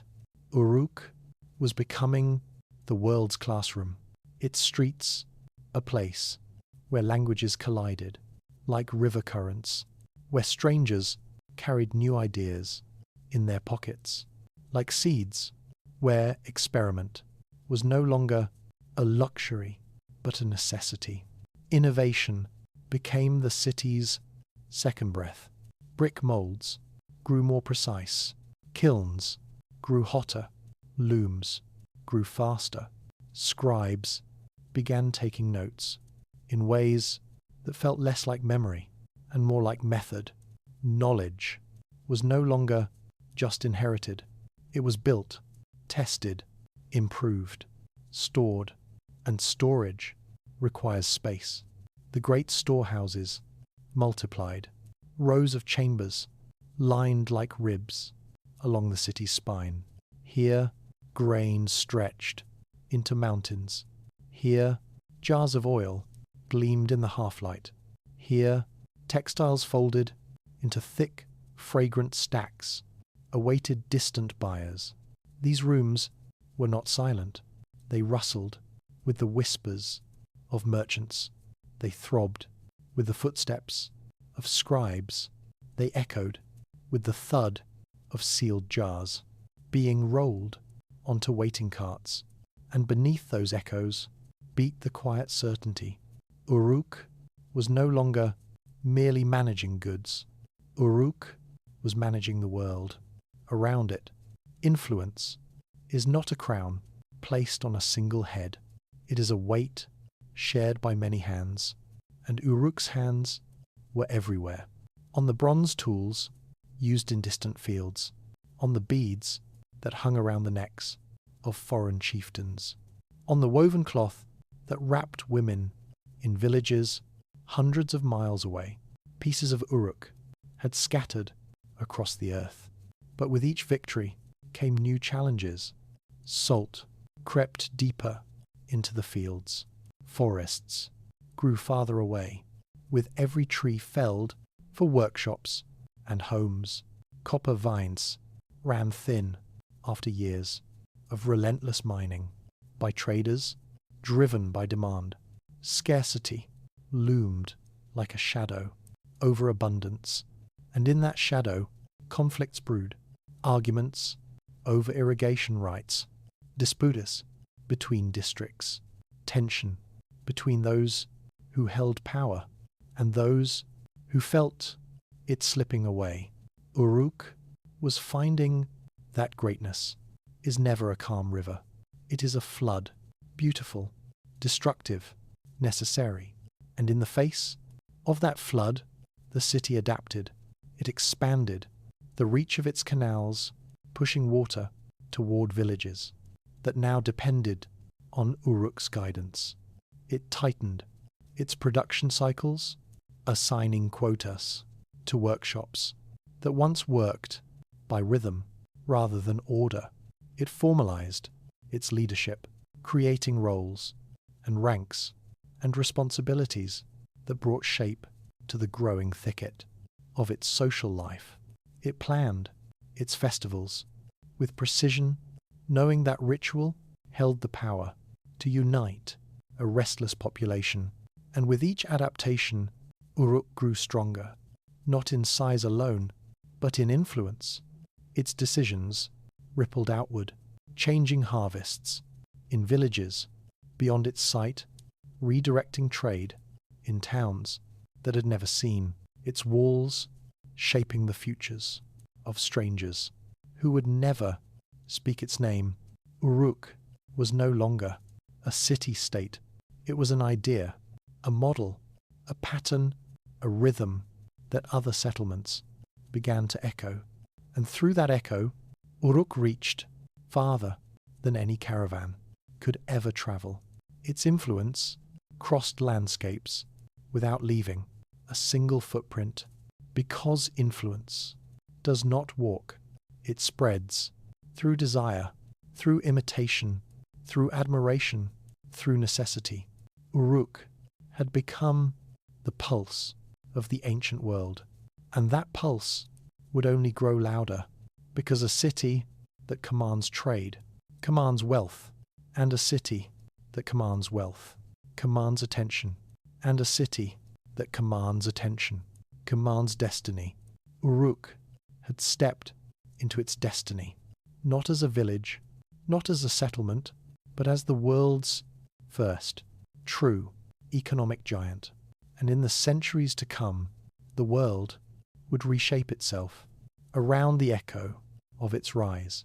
There comes a moment in the life of a city when coordination is no longer enough, when hands that once worked side by side must now work under direction, when memory is no longer sufficient to guide decisions, when instinct can no longer hold a world that has grown too heavy. Uruk had reached that moment. The city was no longer a cluster of workshops and markets, no longer a constellation of labour and trade. It had become something larger, something more fragile, something that required more than skill or strength or chance. It required guidance, not the guidance of a single voice, but the guidance of a structure, a mind, a centre. And so the first shape of power began to crystallize. It did not come with crowns or armies or thrones. It came with organization, with tablets that tracked goods, with a precision never seen before, with officials who monitored fields, storehouses, canals, workers, with priests who moved between the spiritual and the practical, as if they breathed two kinds of air. Leadership had begun. But leadership is not a single step, it is a sequence, and Uruk walked that sequence, slowly, deliberately, inevitably. The temple was the first centre of this new power, not because it demanded authority, but because the city gave it authority. People trusted its rituals, its rhythms, its symbols, painted in red and black and white. The temple understood seasons, understood water, understood distribution, understood debt, understood the delicate balance between feast and famine. And so it became the city's memory, the city's planner, the city's heart. Priests stepped into roles they had never imagined, not only keepers of ritual, but managers of resources, coordinators of labour, interpreters of the city's needs. They read the sky for divine messages, but they also read the fields for practical ones. They prayed over sacrifices, but they also counted grain. They offered incense, but they also offered plans. The line between sacred and administrative blurred until it dissolved into something new. Temple power. Soft, constant, unquestioned. But as the city grew, so did the strain, because even the temple could not hold all the threads of the rising world. Someone was needed to stand between the temple and the people, between ritual and labour, between order and risk. Someone whose authority came not only from the gods, but from the work of the city itself. And so, from the quiet pressure of necessity, a new figure emerged, the Ensi, the steward, the one who managed what the temple could not. At first, this role was small, a helper, a coordinator, a voice that carried messages from priests to workers. But Uruk was growing, and with growth comes complexity. Soon, the Ensi oversaw canals, directed work crews, resolved disputes over land and water, allocated supplies to workshops and neighborhoods. Soon, the Ensi became more than a messenger. He became a mediator, a judge, a planner. Power was beginning to condense, like mist becoming rain, but rain becomes rivers, and rivers become floods. And in Uruk, the flood was coming because as the Ensi grew in influence, as his decisions shaped the lives of thousands, the people began to look at him differently, not as a helper, not as an organizer, but as a leader. And leadership is a dangerous gift, because the moment power is seen, it grows. And so the Ensi became something more, the Lugal, the big man, the protector, the manager of both people and place. This role did not replace the temple, it partnered with it.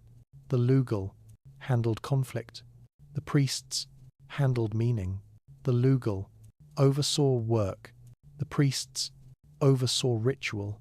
The Lugal, I made decisions that shaped the stability of the city. The priests, I made decisions that shaped its soul.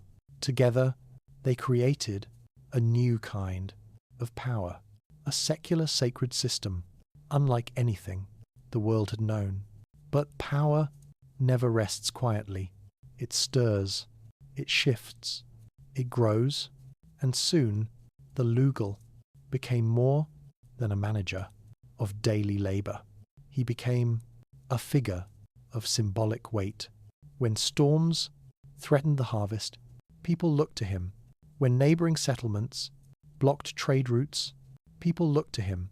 When the river destroyed the levees, people looked to him. Responsibility is the first seed of authority. Authority is the first seed of expectation.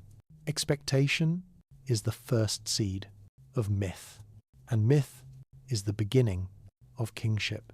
Uruk was not yet ruled by kings, but the idea had begun in the prayers whispered in dark rooms, in the sculptures left as offerings, in the carved figures on ceremonial objects that showed men larger than life, in the belief that some people were chosen, not by the fields, not by the workshop, but by the gods. The concept of divine authority began to take root, softly at first, a whisper, a suggestion, a quiet sense that the Lugal was not merely a man of skill, but a man of destiny. Destiny is a powerful wind. It shapes the direction of entire civilizations, and Uruk felt its breath as the city swelled with wealth, with trade, with influence. Its leaders began to carry themselves as more than coordinators. They became symbols, living embodiments of order in a world that had become too complex to leave to chance.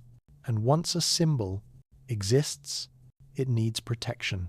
So guards appeared, not soldiers, not yet, but men who stood at the temple gates, who watched the storehouses, who escorted important figures through crowded streets. Small beginnings, quiet beginnings, but beginnings nonetheless, because power is a magnet. It attracts loyalty, it attracts ambition, it attracts danger, and danger requires structure. Structure requires rules. Rules require authority. Authority requires legitimacy, and legitimacy requires story. The temple provided that story. The gods approved the work. The gods blessed the harvest. The gods guided the Ensi. The gods stood behind the Lugal. Whether true or not did not matter. Belief is stronger than proof. Belief is the foundation upon which civilizations are built. And Uruk was building one. Now, disputes were settled, not by strength, but by ruling. Grain was distributed, not by tradition, but by record. Work crews laboured, not for families, but for the city. The city had become an entity with its own needs, its own plans, its own voice. And that voice spoke through its leaders. For the first time, the people of Uruk lived under a system, not an instinct. A system that guided their labour, their worship, their distribution, their rituals, their relationships, their interactions. A system that held them together, even when the river rose too fast, even when trade fell too thin, even when disputes threatened to fracture the fragile unity they had built. Uruk was no longer simply surviving. It was governing, and governance brings order, but also tension, because those who hold power must justify it, and those who obey power must understand it.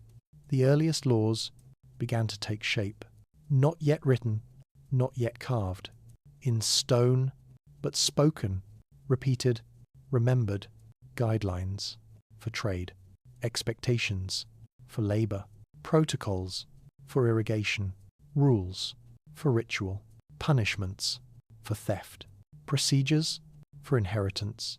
Nothing formal, nothing permanent, but everything transitional, because transitions are slow, messy, necessary. And Uruk was transitioning from community to city, from ritual group to temple state, from leader to ruler, from organizer to authority, from symbol to proto-king.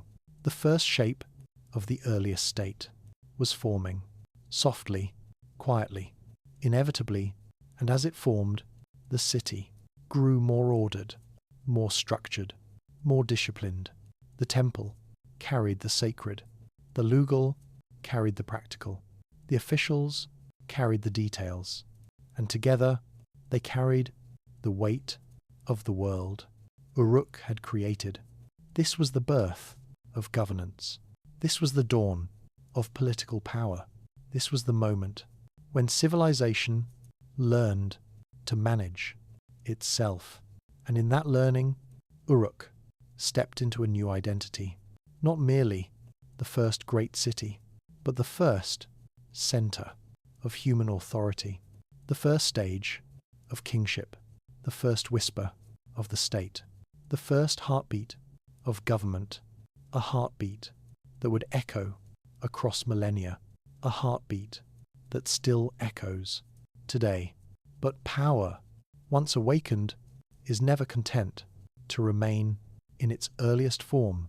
It expands, it experiments, it seeks new expressions, new boundaries, new ways to justify its own existence.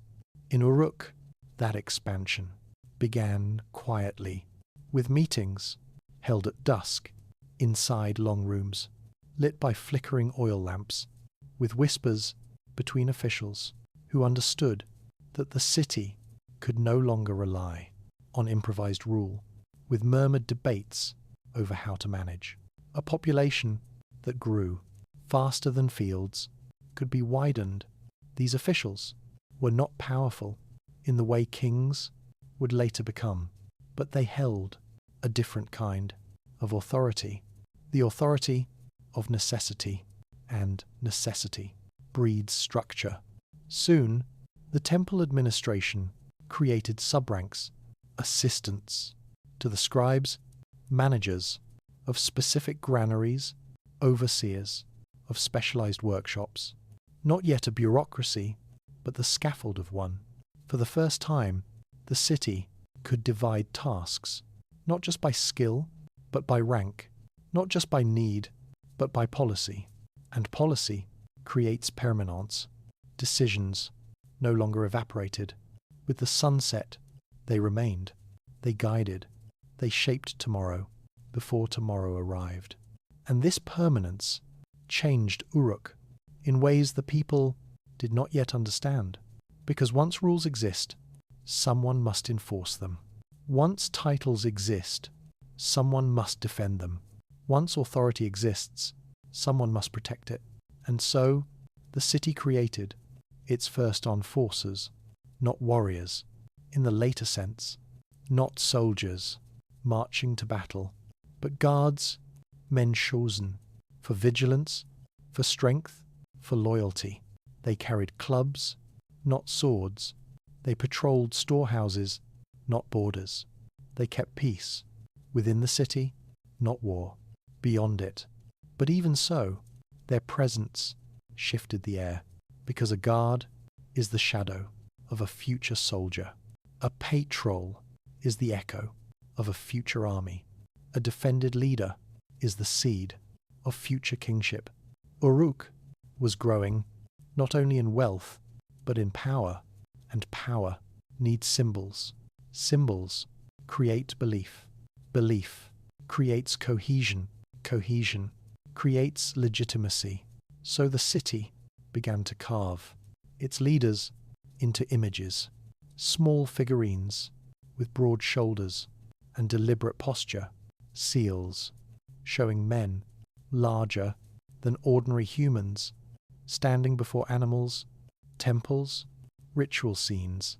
The people saw these images and understood that leadership was becoming a sacred responsibility, a role blessed by gods and supported by the city's own logic. Symbol became authority, authority became identity, and identity began to split. For the first time, Uruk was no longer a society of equals. There were those who laboured in the dust-filled air of workshops, their hands calloused from shaping clay or weaving wool.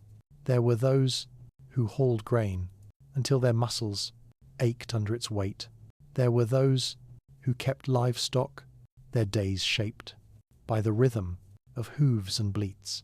But above them stood another group, those who governed, those who carried tablets, not baskets, those who issued orders, not bricks, those whose knowledge was valued more than their physical effort.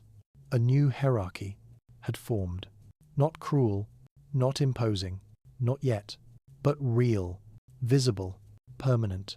And permanence is the soil in which states grow. The Ensi became the mediator of this new order. The Lugal became the protector of its boundaries. The priests became the guarantors of its divine approval. Together, they formed the earliest trio of authority: administrative, practical, sacred, each essential, each reinforcing the other, each woven into the fabric of life in Uruk. And as they wove, the city changed. Yet again, disputes that once ended in personal revenge were now settled in formal judgment. Land that once belonged to families for generations was now allocated through temple oversight. Water that once flowed where the river wished now followed paths decided by officials and enforced by the authority of the Lugal. People began to understand that the city was no longer a place they merely lived in. It was a structure that lived above them, around them, through them, a structure that expected loyalty in exchange for protection, obedience in exchange for order, work in exchange for survival, and most accepted this because order in a world of chaos feels like safety, because leadership in a world of uncertainty feels like destiny. But others felt the tension. Families who once held land without question now petitioned for access to irrigation. Craftsmen who once traded freely now followed temple quotas and production records. Farmers whose harvests once fed only themselves, now contributed to the vast machinery of the city. Tension is the shadow of hierarchy, and in that shadow, power grows sharper. The Ensi stepped more boldly into disputes. The Lugal stood more firmly at the city's centre. The priests spoke more loudly of divine will, divine balance, divine order. The city listened because the city needed stability, and stability demanded leadership.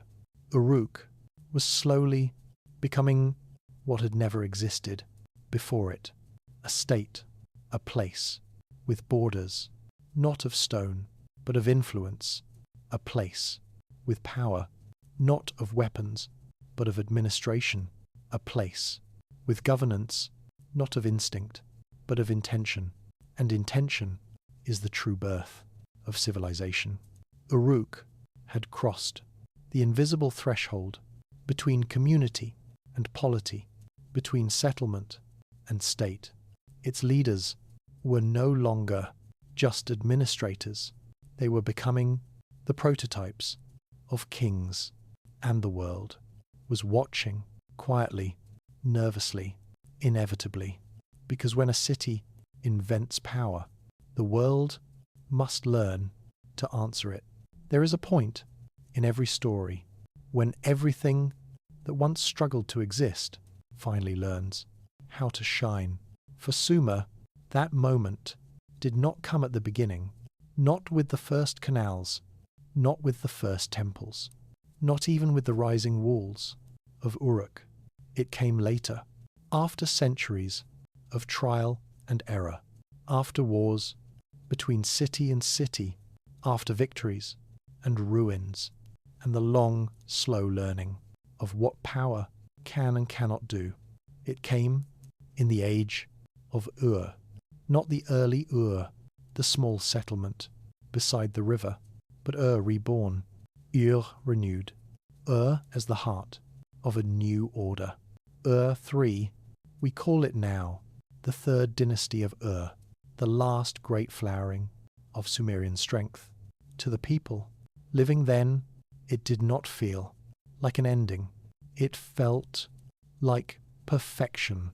The kings of Ur looked at the scattered cities of the plain, Uruk, Lagash, Nippur, and decided that the time of separation had to end.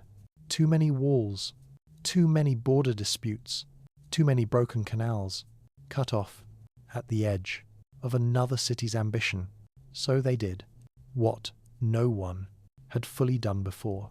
They gathered, they pulled the broken pieces of the Sumerian plain into a single tapestry, a network of provinces, a web of officials, a system of roads, canals, storehouses, and temples, all answering to one centre, from its palaces, its temples, its towering platforms, a new kind of control unfolded, not the raw command of a warlord, not the local rulings of a city priest, something more intricate, a state that knew itself.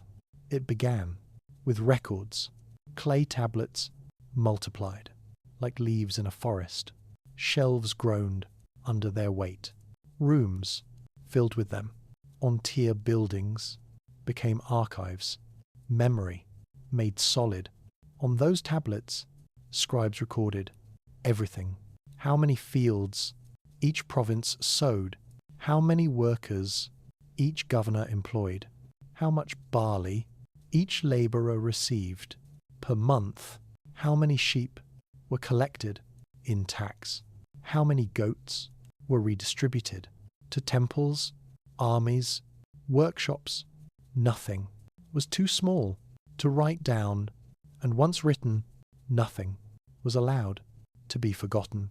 In places like Drayam, near holy Nippur, livestock flowed through like a living river. Cattle, sheep, goats, animals gathered from provinces across the land, all recorded, sorted, sent on to support the machinery of the state. Each animal was more than an offering, more than a resource. It was a number on a tablet, a line in a system. The people of Ur-3 had taken what earlier cities began: administration, temple records, work lists, and turned it into something astonishing. A bureaucratic mind, a mind that could hold the entire kingdom at once, in Girsu, in Umma, in other cities, whose names now lie buried under dust. Scribes tracked rations for tens of thousands, women weaving cloth, children spinning wool, labourers moving bricks, digging canals, harvesting crops. Each received measured amounts of barley, oil, beer, wool, all according to fixed formulas. Age, skill, productivity, all became factors in the mathematics of daily life. Merit had become a ration, production had become a calculation, the state had become an engine.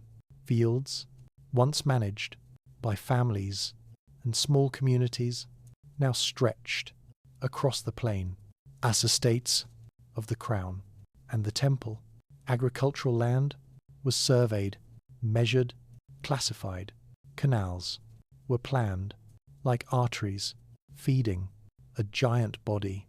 Barley was not just grown, it was forecast, expected, counted before it arrived. The kings of Ur-3 understood the one truth that had haunted every city before them. Without food, no power survives. So they built their strength on barley and dates, on irrigation and labour, on careful scheduling of planting and harvesting, en constant maintenance of levees, canals, drainage channels. Thousands worked not in the fields alone, but in the upkeep of the water that fed them. Canals dredged, banks repaired, dikes raised, channels extended. The land was no longer a set of separate systems. It was one body, with many veins, all held in a single plan. Above this plan stood the king, Ur-Nammu, Shulgi, others who followed. Their names are scattered through the tablets, through law codes, through praise poems that called them shepherd, builder, protector. To their people, they were not just rulers, they were architects of order.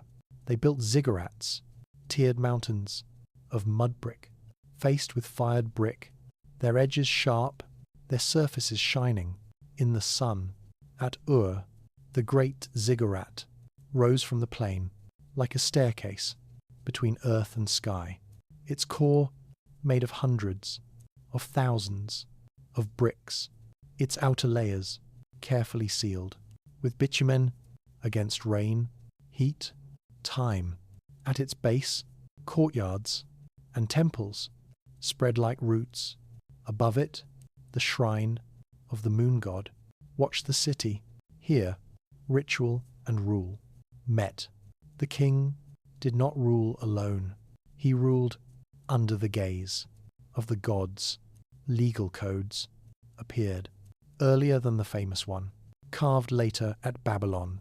Ur-Nammu's laws spoke not just of punishment, but of compensation. If harm was done, payment was due.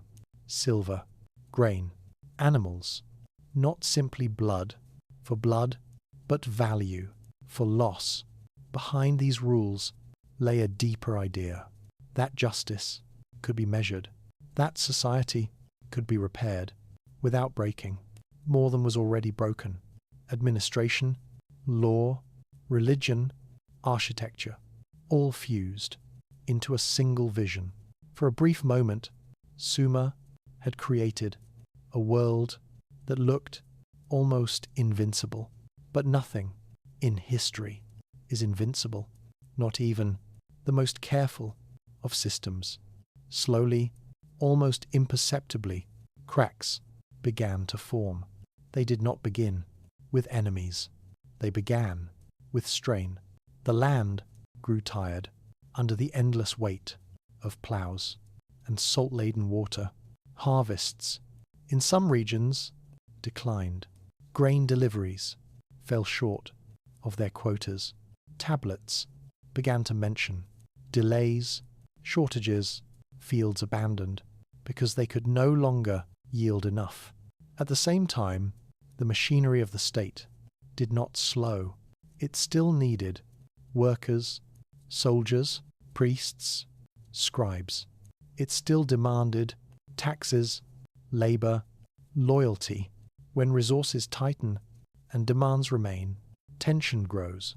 Provincial governors, once loyal stewards of the crown, found themselves balancing between the needs of their local people and the expectations of the central administration.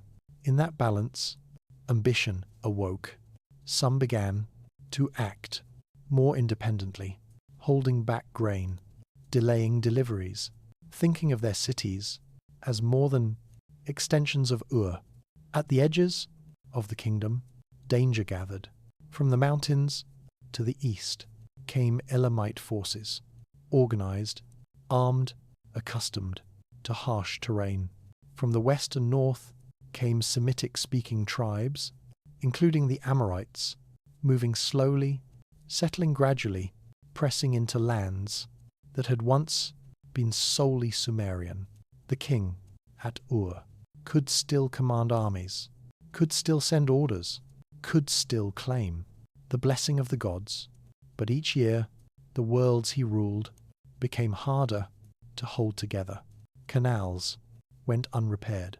Irrigation systems that once had been maintained with careful schedules now suffered interruption. Some projects were postponed, others abandoned.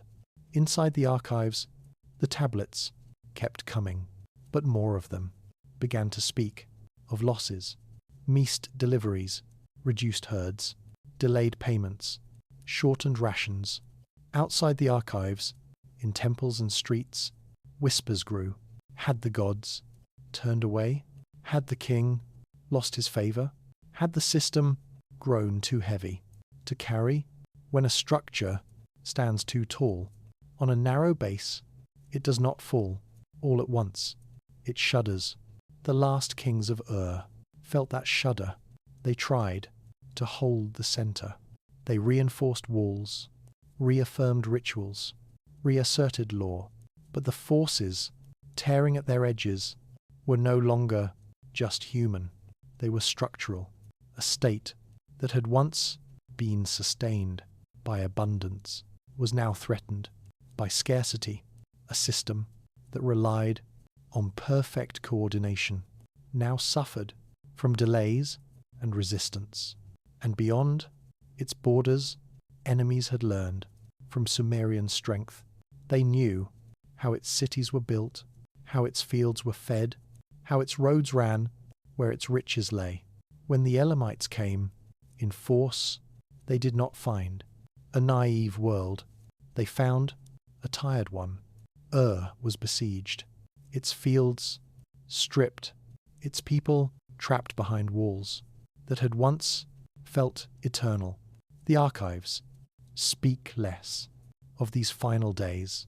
Clay does not record the sound of breaking doors, the smell of smoke, the silence after shouting, but archaeology whispers the rest. Burned layers, collapsed rooms, buried treasures, hidden in haste and never reclaimed. The great ziggurat still stood, stone and sun-baked brick, whole longer than law. But the system that built it had collapsed. The kings of Ur were taken, their city plundered, their archives scattered. Sumerian political power, as an independent force, ended. What remained was memory. Memory, in clay, memory in ruins, memory in the languages and systems of those who would come after. Because even in collapse, nothing is truly lost.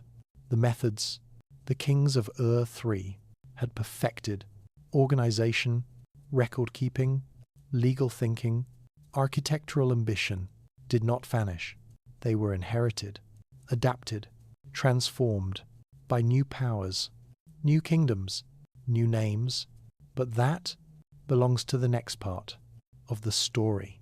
For now, you can rest with this image, a ziggurat under the fading light, a city catching its last breath, a civilization that reached the height of what it could build, and then, as all things do, let go, not into nothing, but into history, into the long chain of influence that will carry Sumer's wisdom forward through Babylon, through Assyria, through countless hands and hearts, all the way to you, listening now in the quiet dark. And yet, even as the last light fell across the courtyards of Ur, even as the wind moved softly through the empty streets, something deeper remained unbroken. Not the walls, not the archives, not the power that once moved armies and irrigated plains. Something quieter, more enduring, more human, memory, wrapped itself around the ruins like a second skin. Not the kind written on clay tablets, but the kind carried in stories, in habits, in echoes that outlast stone. The people who survived did not walk away empty. They carried with them the architecture, too, of thought, the rhythm of administration, the logic of law, the cadence of ritual, the silent conviction that humans could order the world, could shape it, could hold it, for a moment, in their hands. These ideas did not fall with Ur. They travelled north into Akkad and Babylon, east toward Elam and Anshan, west into the Levant, across deserts, across mountains, across time. Sumer did not die. It diffused like a scent carried on wind, like a melody spread through many voices, like a foundation beneath cities that forgot the name of the builders, but still walked on their stones. Generations passed and passed again. Empires rose, each believing it was the first to understand power, each believing its laws were new, its administration unique, its temples unmatched. But beneath every decree, beneath every seal, beneath every palace, there whispered an older pattern, the pattern of Sumer, the pattern of a world built from clay and imagination.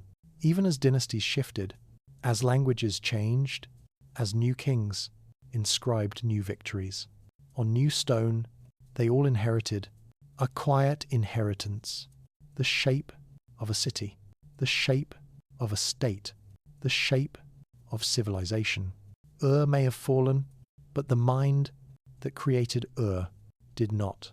It lived in the tablets that survived fire, in the stories copied by later scribes, in the measurements and mathematics that shaped later empires, in the hymns that priests recited long after they forgot who wrote the first line. This is the paradox of endings. They are never as final as they appear. What looks like ruin is often seed. What looks like collapse is often transformation. What looks like silence is often the breath before a new beginning. So imagine now the great ziggurat of Ur under the moonlight. It stares, still catching the glow, its shadow, still touching the plain. The kingdom around it is gone, but the idea that shaped it still hums in the dark, a hum that travelled through Babylonian courts, through Assyrian libraries, through Persian palaces, through Greek histories, through Roman scholars, through medieval monks, through modern archaeologists, all the way to this moment, to this quiet room, to you, hearing the story in the soft dark. This is the real legacy of Sumer. Not power, not conquest, not kings. Continuity, a thread, so fine that most never see it, yet so strong. It has survived 5,000 years, and as you breathe, in this moment, listening, resting, allowing the ancient world to drift through your mind like a distant tide, you are part of that continuity too, because memory is a living thing, and by remembering, you keep the story alive.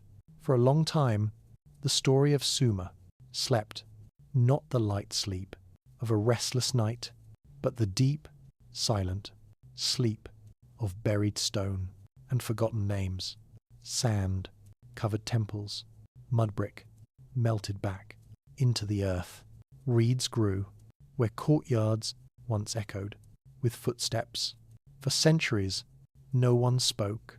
The names of Uruk, Lagash, Nippur. The rivers still flowed. The moon still watched. But the people who lived above these ruins did not know what lay beneath. Villages rose on top of ancient walls. Farmers ploughed fields where palaces had once stood. Children played over shattered bricks that had once carried the weight of kings. History had gone quiet. The script of Sumer had turned into patterns of wedges no one could read. The language had faded from human tongues. The myths had dissolved into fragments woven into other stories. The first civilization was still there, but only as a whisper under the soil. And then, slowly, the whisper was heard, not by accident, not by fate, but by curiosity, by people from far away who came with questions instead of swords. They did not arrive as conquerors. They arrived as listeners. They saw the strange shapes of distant mounds on the flatland, hills where no hills should be. They walked over broken pottery. They noticed carved stones embedded in village walls. They picked up fragments with markings no one could explain. They felt that something was waiting. So they dug, not wild, not random, but carefully, layer by layer, slowly, as if unwrapping the memory of the earth. They found walls, hidden under centuries of dust, courtyards full of ashes and broken vessels, streets that still held the faint imprint of countless feet. And then they found the tablets, small, unassuming, hardened clay pressed with lines and wedges that looked like nothing modern eyes had ever seen. At first, they were puzzles, beautiful but mute. Stacks of them appeared in ruined palaces. Temple rooms overflowed with broken pieces of writing no one could read. It was as if an entire world had left behind its thoughts, its receipts, its prayers, its laws, and then locked them in a language that time had erased. But human curiosity is persistent. Scholars in dimly lit rooms traced the symbols by hand. They compared them to other scripts. They searched for patterns in the chaos, piece by piece, sign by sign, sound by sound. The silence began to crack. Someone recognized a royal name. It mentioned by ancient historians. Someone else matched symbols across different tablets. Bilingual inscriptions appeared. The same message in two languages, two scripts, like a key sliding into a forgotten lock. The door did not open all at once. It opened slowly, creaking, resisting, but it opened, and the tablets began to speak. They spoke of grain lists, of rations, of workers and fields and canals. They spoke of hymns to distant gods, of kings praising themselves in patient lines of wet clay. They spoke of contracts, of marriages, of disputes, of judgments. They spoke of everyday life, so precise. It felt almost intimate, and beneath those practical words lay something deeper, a realization. Modern scholars looked at these records and saw the foundations of their own world, the way we keep accounts, the way we write laws, the way we organize work, the way we store memory outside the mind. All of it had roots here in cities that had collapsed long before any of our languages were born. Archaeologists brought artifacts to museums, ziggurat bricks, cylinder seals, fragments of statues, necklaces that once rested on royal skin, simple bowls that had once held barley for a temple worker, glass cases filled with the quiet presence of lives long finished. People came to see them. They walked past in hushed voices. They read labels. They stared at the small wedge marks on clay and felt something strange, a closeness to the distant past, a thread stretched across thousands of years. In time, technology joined in. Tablets were photographed, scanned, catalogued. Digital archives were built. Scholars in different countries could study the same inscription without travelling to the same room. Algorithms were trained to recognize signs, patterns that once took years to notice could be seen in days. New excavations revealed more neighborhoods, more workshops, more temples. Suddenly, Sumer was no longer a rumor among scholars. It had become a presence in the modern mind. Books told its story. Lectures unfolded its timelines. Documentaries brought its ruins into living rooms. Quiet museum halls became doorways into vanished streets. But beyond all this, something gentler was happening. Sumer was returning, not just to textbooks, but to dreams. People who had never seen Iraq, who would never stand beside a ziggurat, found themselves imagining the first city lights glowing along the plain. They imagined scribes bent over tablets, farmers walking levee paths. At dawn, priests whispering prayers beneath star-filled skies that looked much like ours. The first civilization was becoming not just known, but felt, and that is where you meet it. Not in a museum, not in a lecture, but here in the dark, with your eyes half closed, listening to a story about people who once stood where the rivers touched the sky. You may never hold a clay tablet.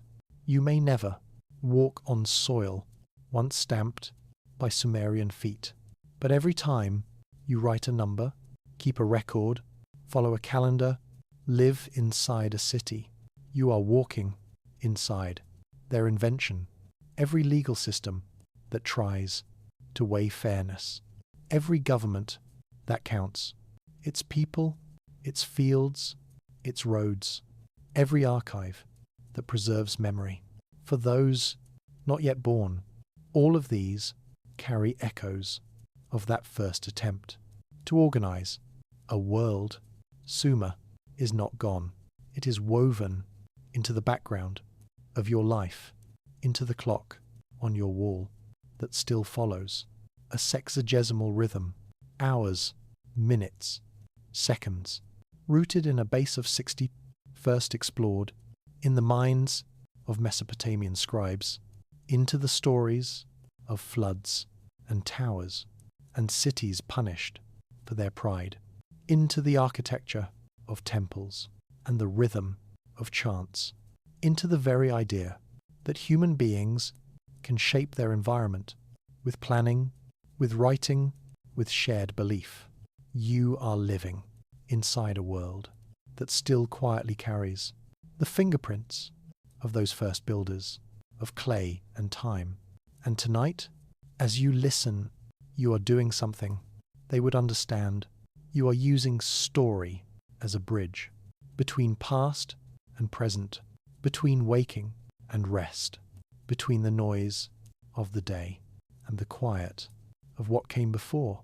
All days like this. Somewhere, if you could listen far enough back, you might hear the murmur of reeds in the marsh, the call of a distant ox, the rhythm of a stylus pressing into wet clay, the sounds of a beginning.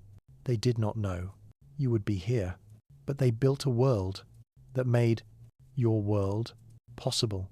And now, as your breathing slows, as your thoughts soften and drift, you can let their story settle gently around you, like dust in a quiet archive, like lamplight in a forgotten room, like moonlight on the worn steps of a ruined ziggurat.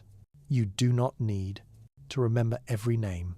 You do not need to hold every detail. It is enough to know that long ago, in a land of rivers and heat and trembling soil, people not so different from you looked at the chaos of the world and decided to give it shape. They succeeded, they failed, they rose, they fell, and yet, in a way that still matters, they never truly disappeared. Because as long as someone somewhere lies awake and lets their mind travel back to the first cities, the first tablets, the first attempts to write time onto clay, Sumer still lives, quietly, gently, deep in the foundations of the human story. And now, in this soft moment, you are part of it. You have followed the rivers back to their source. You have walked through marsh and city and ziggurat and archive. You have watched a civilization rise, shine and dissolve into memory. There is nothing more you need to do.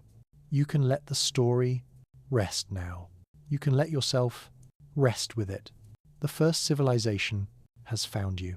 In the dark and in the stillness that follows, you can simply breathe, close your eyes, and let the ancient world fade gently into sleep.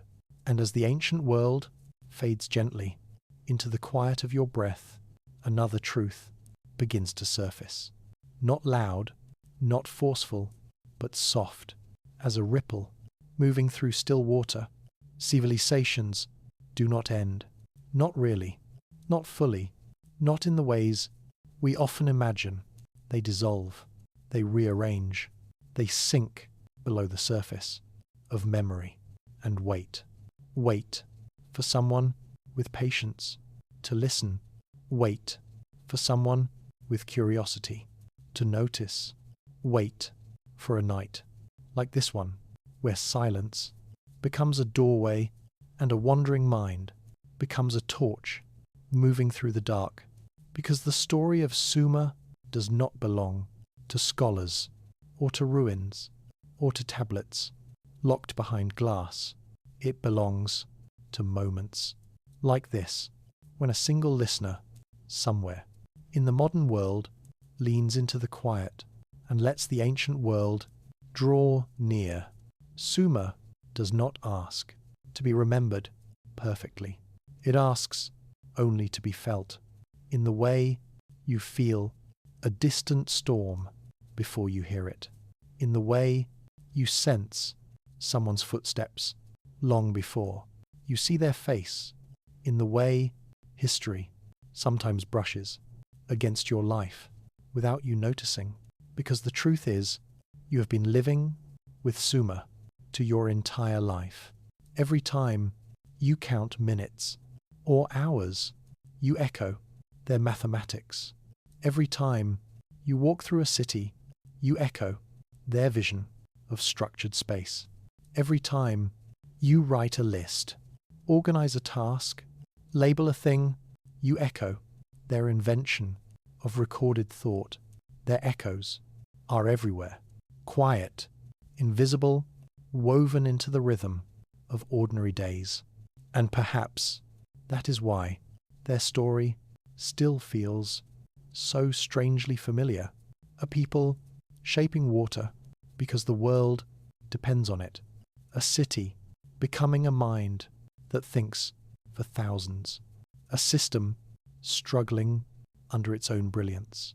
A legacy that falls only to rise. In another form, you know these patterns. You live inside them. Every civilization is a distant reflection of the first one. Every city is a faint memory of Uruk. Every administration is an echo of Every archive is a shadow of Nippur's libraries. Every story of human effort contains a quiet trace of what they began. And as you lie here, in the stillness, letting your thoughts drift like silt in a gentle current, you may feel something else too, not knowledge, not history, but kinship, because the people of Sumer were not abstractions on tablets. They were dreamers, workers, mothers, sons, scribes, whose hands cramped from long days, farmers who watched the sky with hope and fear, priests who whispered prayers into the dawn, children who ran barefoot along dusty paths between mud brick walls. They were as real as you. They worried, they worked, they loved, they aged, they rested, they wished for a future beyond their own lives, a future you are now living. So as your breathing grows softer and the rhythm of the night wraps around you, imagine this. Somewhere, 5,000 years ago, another person sat beneath a quiet sky, listening to the distant rustle of reeds and asking themselves the same question that humankind has always asked: what will remain of us when we are gone? They could not imagine your world, your light, your cities, your voice, but without knowing it, they built the foundation of everything you now move through. Their lives were the opening pages of a book you are still reading, and now, as the night deepens, as the story settles into its final breath, you can let go of the weight of time. You can let the ancient world dim like a lantern, slowly closing its last circle of light. The ruins will remain. The rivers will continue to flow. The tablets will continue to whisper to anyone who leans close enough. And you, right here, in this quiet moment, have become part of the long thread that connects their beginning to your present. You do not need to hold the story anymore. It will hold you. Let it cradle you gently. Let it fade softly. Let your breath slow its rhythm until the night carries you with the same tenderness that once carried the first civilization into dawn. And as sleep draws near, remember, the world is ancient, but wonder is always new. Close your eyes, rest deeply. The story is still with you, and it always will be.